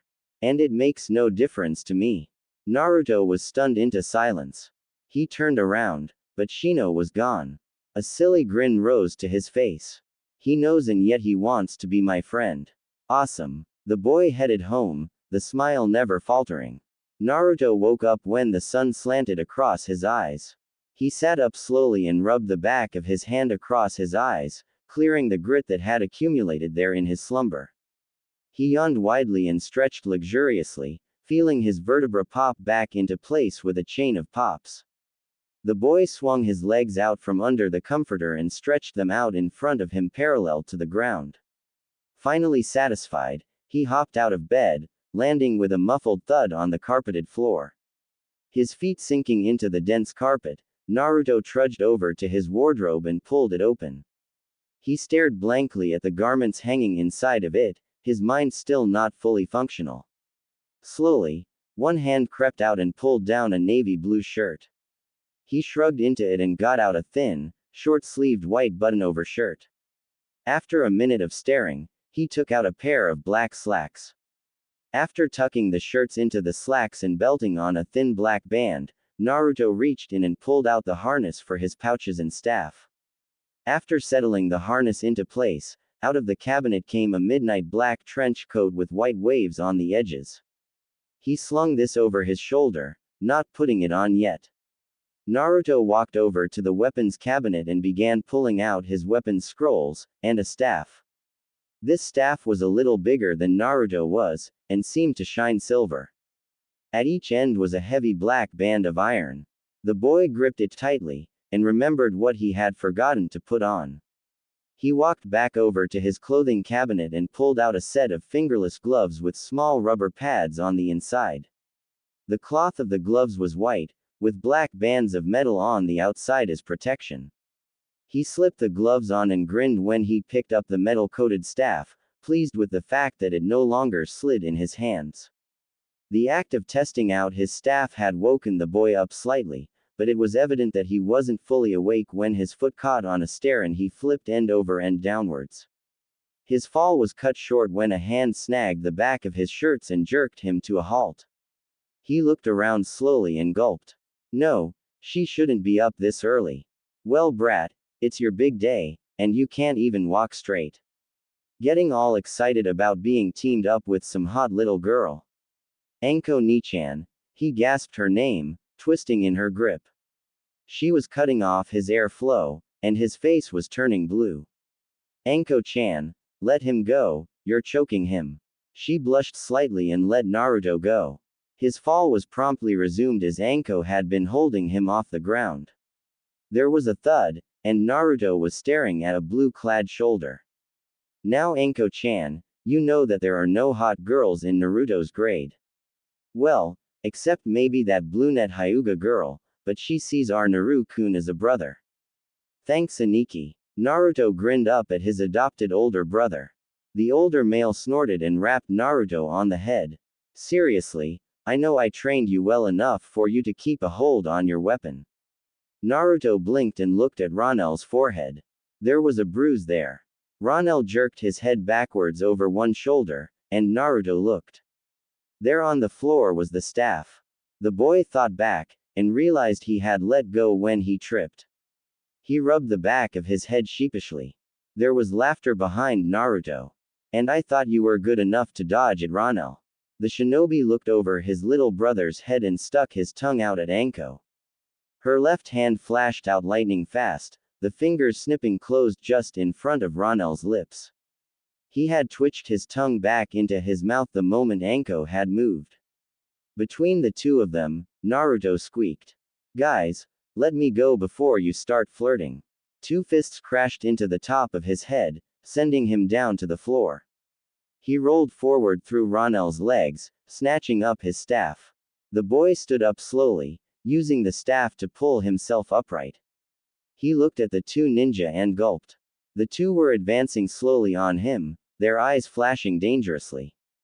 Naruto bolted through the door next to him, and shot to the table. He plopped down at it, and smiled innocently at them. Both of them glared at him before sighing. We're not going to get you to believe we're not together like that, are we? Anko glared at him as Ronel spoke. The innocent smile on Naruto's face grew slightly wider as he nodded. The older male sighed deeply and shook his head before there was beeping sound from the left of the table. Ronel walked over to an oven there and opened it, pulling out a hot pan of cinnamon rolls. Both of the people at the table had their mouths began watering as the smell from the rolls wafted to their noses. Four eyes locked onto Ronel as he pulled a knife from a cabinet and began laying an icing onto each roll. When he moved them from the pan to a large serving platter, Anko and Naruto began pounding their fists on the table. A glare from the cook got them to stop, but not before the table had warped slightly. Ronel laid the platter on the table in the center and sat down. He reached forward and snagged a roll, watching as the two others devoured theirs. He chuckled. That good guys. He grinned when Anko kicked his leg and kept eating. Naruto ate 4 rolls and snagged 7 more, causing his 2 housemates to raise their eyebrows. He stuck his tongue out at them, jerking it back before Anko's nails could catch it, and then sealed the cinnamon rolls into a scroll he laid on the table. The boy stood up and pushed his chair in before walking to the door. He paused there, one hand on the doorframe. He looked back at Ronel and Anko, who were still eating, and waved. Wish me luck. Instead of saying anything, Ronel bent over and picked up the staff, which Naruto had forgotten again. He tossed it to the boy, who blushed as he caught it. Anko merely stuck out her tongue at Naruto, who grinned as he headed towards the academy. He bent over laughing when he heard a startled screech, and kept walking. In the house, Anko was glaring at Ronel, who had her tongue caught between his thumb and forefinger. He chuckled as he twisted it slightly before letting go. Not so funny when it's your tongue, is it? She reached over and smacked the back of his head and twisted his ear. Now that wasn't nice, Ronnie. Keep doing that, and this time, it was her head that was smacked.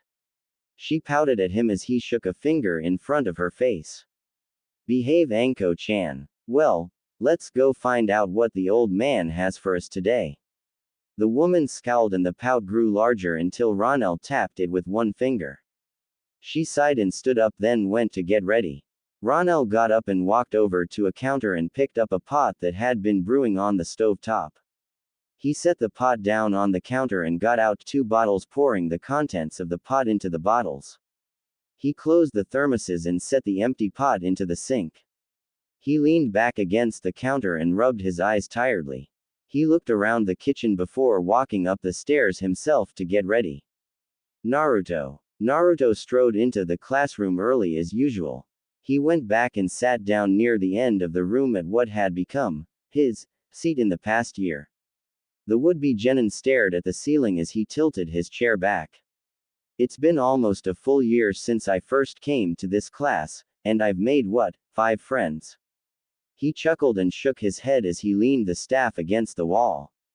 From a pouch came the scroll with the cinnamon rolls sealed in it. He watched as the other students filed in, barely able to contain their excitement about this auspicious day. When Shino and Hinata came in, Naruto waved them over. The 2 accepted cinnamon rolls gladly. Hinata bit into hers and squeaked. NNNNNN na naru Naruto, why you NNNNN need to TTTTTT tell why our BBBB bro brother that he makes RRR really GGG good rolls. The blonde boy blinked and deciphered the girl's stuttering. Finally he nodded. Of course, Hinata. She sat down beside him. Both of them turned when they heard a loud buzzing from Shino. The Aburame boy looked at Naruto from behind the dark glasses. That good Shino. The Kikaicho host nodded and settled in on Naruto's other side. Who are the other 3 for Naruto? Naruto tilted his head as Shikamaru and Choji walked in. The sleepy genius walked over and sat down in front of Naruto's desk. Naruto watched as the pineapple-haired boy laid his head down on the desk. The blonde student jerked his head to get his friend's attention, then picked up a roll. He set it down on top of Shikamaru's open hand, then bent over and whistled directly into Shikamaru's ear. The spike-haired boy sat bolt upright, his hand shooting to his ear. Sadly, he didn't realize there was something on his hand, and ended up flattening the cinnamon roll on his ear. He glared at Naruto, who couldn't help laughing at the sight of icing and cinnamon powder dripping from the Nara's ear. The others were laughing from behind them. Naruto put one hand up placatingly and picked up a second roll. He placed it in front of Shikamaru. The boy grabbed the bottom of Naruto's coat and wiped his ear on it. He ignored the scowl Naruto sent his way and picked up his roll and bit into it savagely. Naruto shook his head again and went back around to his desk and sat down. He blinked and tossed a roll over to Choji, who took it gratefully. When Kiba came in, Naruto chucked a pair of rolls over to him. Kiba devoured the first and was about to bite into the second when Naruto's voice stopped him. "Oi, dog boy, that one is for Akamaru." Kiba blinked and rubbed the back of his head sheepishly, then held the cinnamon roll behind his head. A furry snout shot up and pulled the roll down. Kiba walked over and sat beside Shikamaru as sounds of noisy munching came from his hood. "So, are you guys ready? Today is our last day here. And I sure as hell don't want to repeat." He high-fived Choji over Shikamaru's back, then spun his chair around and faced Naruto. "Nay, are we gonna get to see you put the duckus in his place again?" Kiba jerked his head around at their group. "No, you've been holding back since the first day." Naruto looked around, blinking. Everyone from the group was staring at him expectantly. "Kiba speaks for all of you, doesn't he?" At their nods, the boy sighed. Fine. I'll knock him down a peg or two. It shouldn't be that hard, especially if he's actually been showing off with everything he can do." He grinned maliciously. "Now then, who wants to place bets on our teams?" Shikamaru was the only one who pulled out money. Everyone else saw the boy genius place a bet, and didn't want any of it. Naruto grinned. "Ah, common guys. So, Shika, what's your bet?" "Ino, Shika, Cho trio. And I'd say that Hinata, Kiba and Shino get put together." He watched as Naruto pulled out a matching amount. "With the way my luck's been since coming back to this toe, I'd say I get stuck with the Banshee and Duckus himself." A third pile was placed next to Naruto and Shikamaru's. Kiba's voice rang out. "No way, Naruto. They wouldn't put you with two people that you want to kill. I say that you get put on a team with Shino and Shikamaru." The money was collected by Shino, who stated that as an impartial judge, he would decide who won. As no one had really bet against Shikamaru, his money was returned. The group had to scatter to their seats when Iruka walked in. The class quieted down instantly when he showed up, fearing the big head technique he used when they didn't. A few paces behind Iruka came the silver-haired Mizuki. Iruka walked to the front of the room while Mizuki stood by the door. "All right, class, today is the day of the Genin exams. On the Hokage's order, we are foregoing the paper exam in favor of a series of practical exams. First up is the combat skills exam. Everyone, file outside." Iruka blinked after he finished speaking. The room was vacant. He looked over at Mizuki, who was spinning dizzily. "I think they're anxious, Iruka-kun." The Chunin spoke when he was standing upright. He proceeded out of the classroom while Iruka looked around at the empty desks. "Wow, they're all grown up. Hard to believe that we may soon be getting a new crop of ninja added to our ranks. I wonder who will pass." The spike-haired Chunin strode out, lost in thought. Academy training grounds. "All right, class, first to fight is Kiba versus Tentronu." The feral-looking boy hopped into the ring. A plain, nondescript boy dressed in tans walked into the ring as well. "Hey teach, what are the rules?" Kiba barked out the question. Iruka tilted his head and thought for a moment. "No jutsu, and no partners in these fights. We want to see your physical combat skills." Kiba nodded and whispered something into his hood. Akamaru hopped out and trotted over to Naruto, who picked the dog up and set him on his head. They turned to watch as Kiba dropped into a low crouch. Tentronu moved into the basic academy taijutsu stance and several of the group of friends shook their heads, knowing what was coming. "All right boys, Hajime." Iruka's hand dropped down, and Kiba leapt forward. Tentronu ran forward, swinging one arm up to block Kiba's jump, his other preparing to strike. His eyes widened in pain when Kiba's sharpened nails lanced into the flesh on his arm. He tried punching anyway, ignoring the pain. Kiba's right leg snapped up and hit the other boy's fist away before his foot whipped out and slammed into Tentronu's stomach. The nails still in Tentronu's arm left bloody furrows as the boy was sent flying. He slammed into a tree outside of the ring. Kiba landed on the ground and rubbed the back of his head sheepishly. Did I go too far? Iruka blinked and shook his head slowly. I have got to tell Lord Hokage just how easily the Academy Taijutsu style can be beaten. That was just embarrassing. Kiba walked back over to his friends, where Naruto handed Akamaru back to him. The next few matches passed in blurs, the clan heirs easily winning their matches, though none quite as violently as Kiba. Choji's did come close though, because his opponent nearly crapped himself when the Akamaiki boy tripped him and jumped up to do a body slam. Finally, there was only one clan heir left needing a fight, and only one student other than him who hadn't fought. Alright, now for the last match. Will Sasuke and Iruka paused to check over the list in his hands. Will Sasuke and Naruto enter the ring? The two boys stepped into the ring. Naruto's group of friends were discreetly crossing their fingers as they watched the match intently. Sasuke settled into the interceptor fist stance easily. His cold black eyes watched as Naruto stepped on the other side of the ring lightly, the metal staff gripped in one hand. Hey Iruka-sensei. The Dobi is using a weapon. Naruto rubbed the bridge of his nose when this screech reached his ears. Before he could say anything, Iruka responded. Sakura-san. A weapon is perfectly viable so long as it is not thrown. Now please be quiet so we can start. The girl growled under her breath but went quiet. Hajime. Iruka's hand fell, and everyone tensed, expecting a repeat of the explosive start to the matches. Instead, neither boy moved as Naruto and Sasuke locked eyes. It's not too late to give up Dobi. The onyx-eyed boy said in a dead tone. The audience's eyes switched over to Naruto to see how he took that. To their surprise, he bent over laughing. Sasuke took a step back, thrown off by this response to his taunt. Is the Dobi laughing at me? His eyes tightened as a rage settled over him.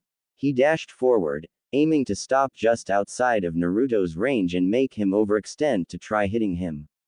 Unfortunately for the Uchiha, he had forgotten that Naruto was holding a staff.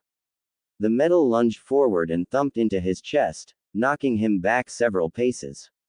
He reached one hand up and began rubbing the spot, wincing slightly.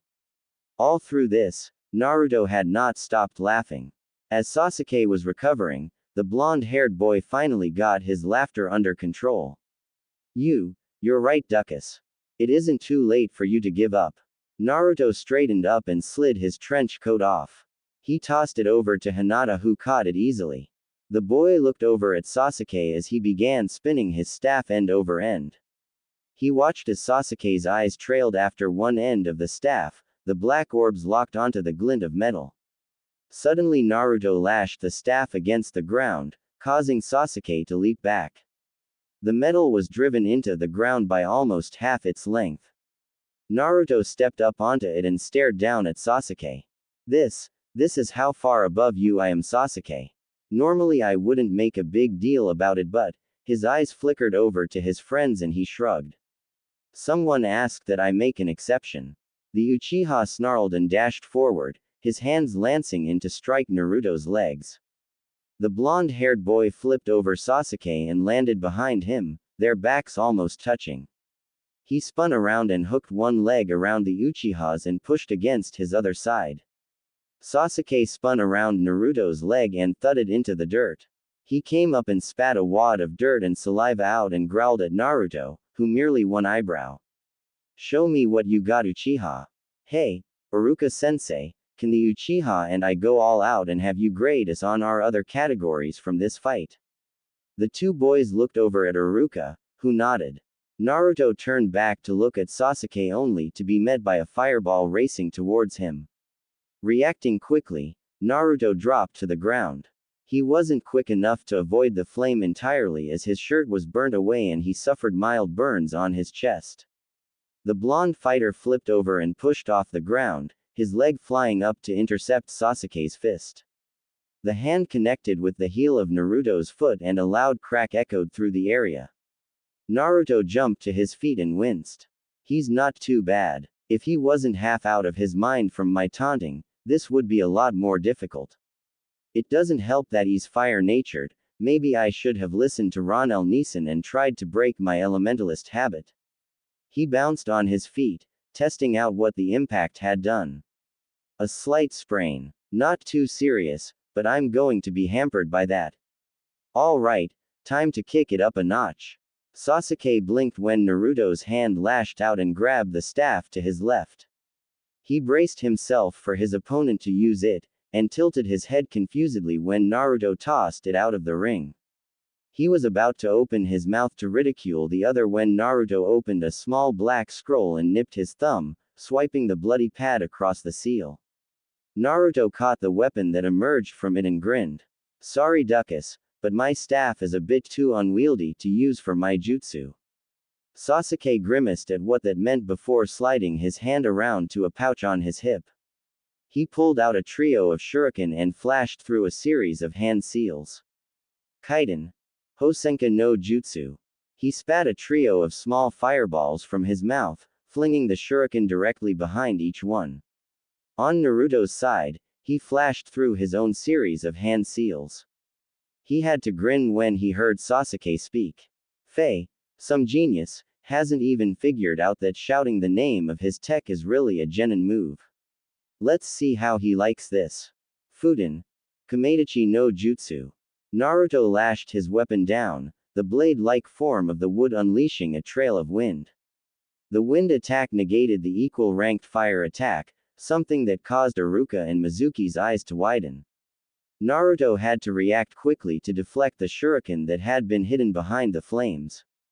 He reached into his own pouch and pulled out his own trio of shuriken.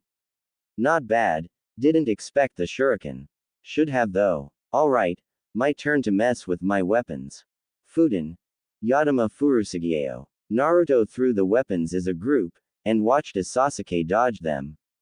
He grinned and channeled his will into the technique, the shuriken looping around in the air and hurtling back in at the unsuspecting boy. Over on the sidelines, Sakura had followed the weapons, distracted by the shine from them. She saw what Sasuke missed, and was about to shout out a warning when a large hand clamped over her mouth. She looked up into Choji's eyes. Now Haruno, no interference from the audience. He wagged a finger in front of her face and kept his hand over his mouth. In the ring, Sasuke had his head and shrugged. The dead last was just standing there, inviting an attack, so he obliged and pulled out a cluster of kunai.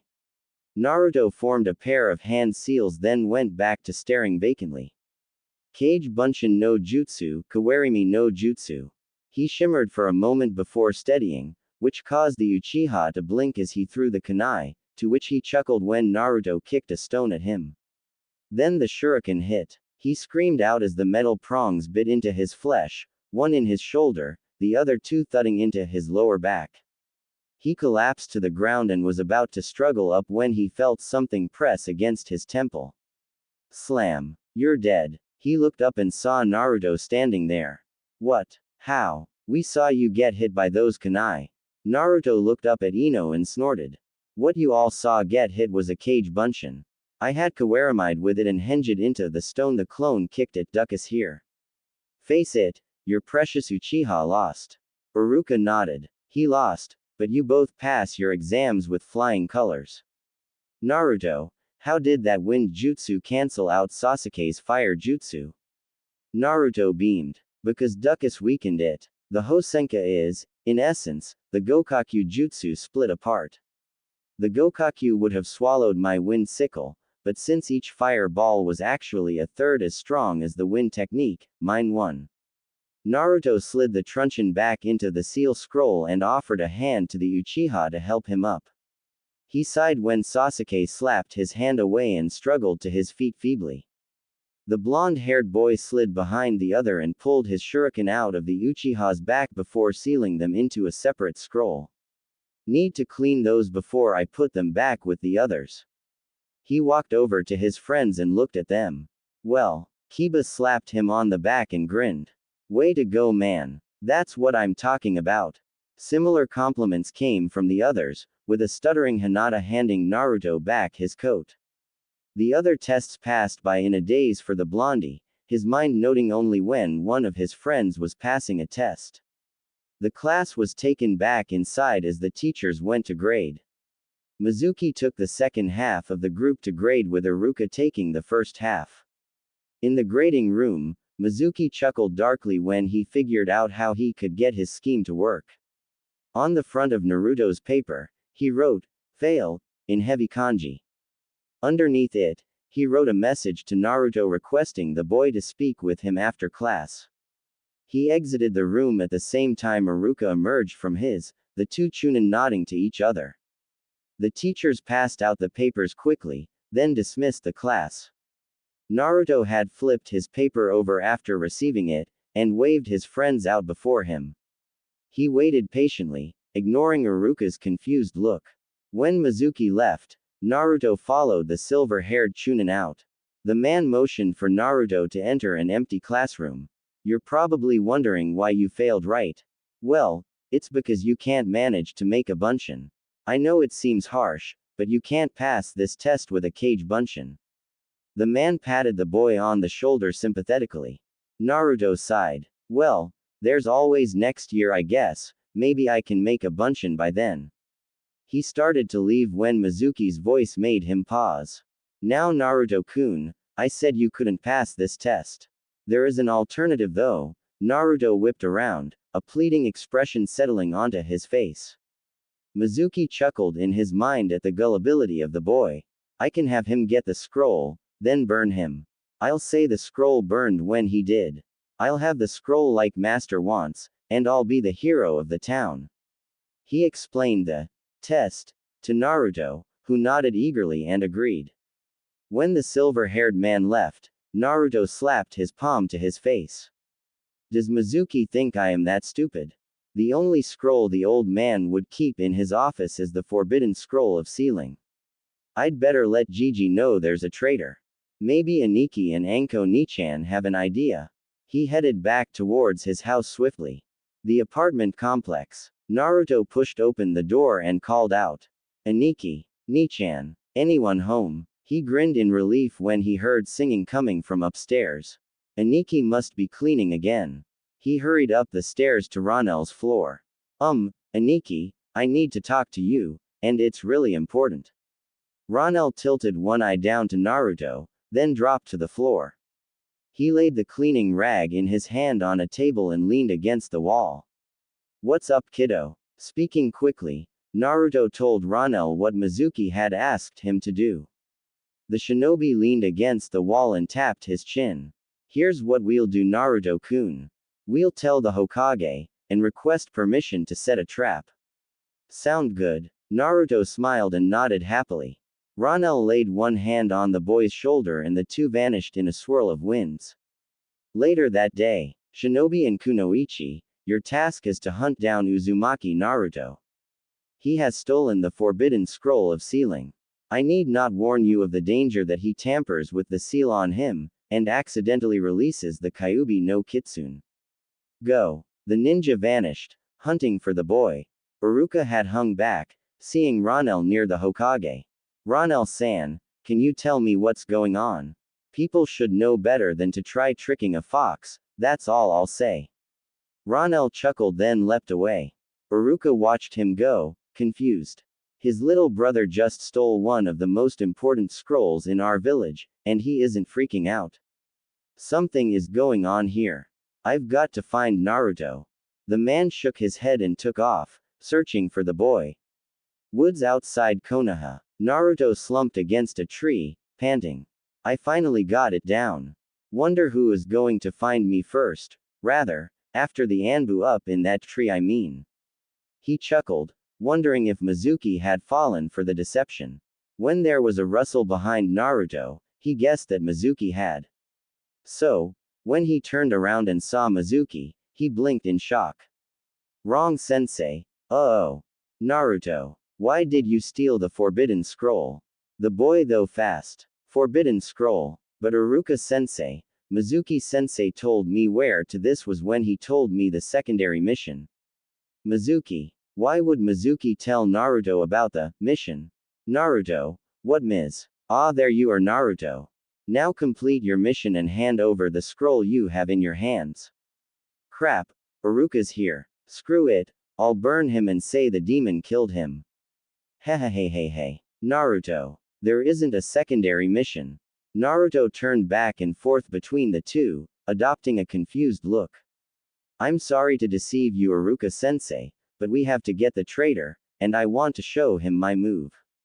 But Iruka-sensei, Mizuki-sensei told me that I could become a genin if I mastered a move from this scroll, and I did. Now I have to give him the scroll and show him the move to pass. Naruto turned and was about to climb up the tree beside Mizuki when Iruka's voice rang out. Naruto, stop. He must be a traitor. The silver-haired man snarled when he saw that Iruka had figured it out. Naruto, do you know why the village hates you? He grinned when he saw Iruka's face pale.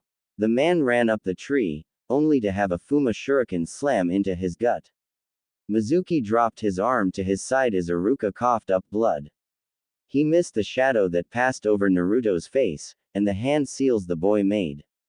Iruka didn't, and tilted his head slightly. He latched back onto what Mizuki had said. Mizuki, you cough can't. It's forbidden. Naruto walked over to Mizuki. Why, sensei? I'll give you this if you tell me why. The boy's voice sounded hollow. The silver-haired man grinned triumphantly. Because Naruto, you are a demon. You hold the Kyuubi no Kitsune. A branch fell and landed on Iruka, dislodging the Fuma shuriken. A mouth formed on the branch. Relax, Iruka-sensei, I know he's a traitor. And so does Gigi. Iruka looked up in shock. That was Naruto's voice, but the boy was standing by Mizuki, holding tight to the scroll in his hands. Iruka's eyes widened when Naruto slowly handed the scroll to Mizuki. The man grinned maliciously and his hands flashed through a chain of seals. Intense blue flames lanced from his mouth, incinerating the boy in front of him. Foolish demon. I got you. He looked down, in his glee forgetting the man to his side. Mizuki pulled the scroll open, his head rearing back when he saw a picture of an orange fox on the papyrus. Both men blinked in shock when the scroll clearly said in Naruto's voice, boom. The scroll exploded, throwing Mizuki onto a tree, impaling him on a branch. Anbu units dropped down beside him. Chunin teacher Mizuki. You are under arrest for the betrayal of Konohagakure, the attempted murder of Yumino Iruka, the attempted murder of Uzumaki Naruto, and the attempted theft of the Forbidden Scroll of Sealing. Verdict: guilty. Punishment: Hokage-sama. Mizuki's eyes widened in fear when the Hokage stepped out on the ground beneath him. You know the rules, Tora-san. Execution. A wet thunk sounded out, and Mizuki's head dropped to the forest floor beside Sarutobi. The branch on Iruka's chest exploded into smoke, a hand reaching out of it to pull out the Fuma shuriken. Nay, Iruka-sensei, do I pass? The cheeky voice he thought he would never hear again came from the smoke. As it faded, Naruto was grinning. The boy helped Iruka to the ground, where the man knelt in front of the Hokage. Sarutobi blinked and gestured for Naruto to help Iruka stand. Yumino-san, Naruto came to me with his older brother a few hours ago and told me of Mizuki failing him for using the Kage Bunshin. They then informed me that Mizuki had told Naruto that if he could steal the Forbidden Scroll and learn a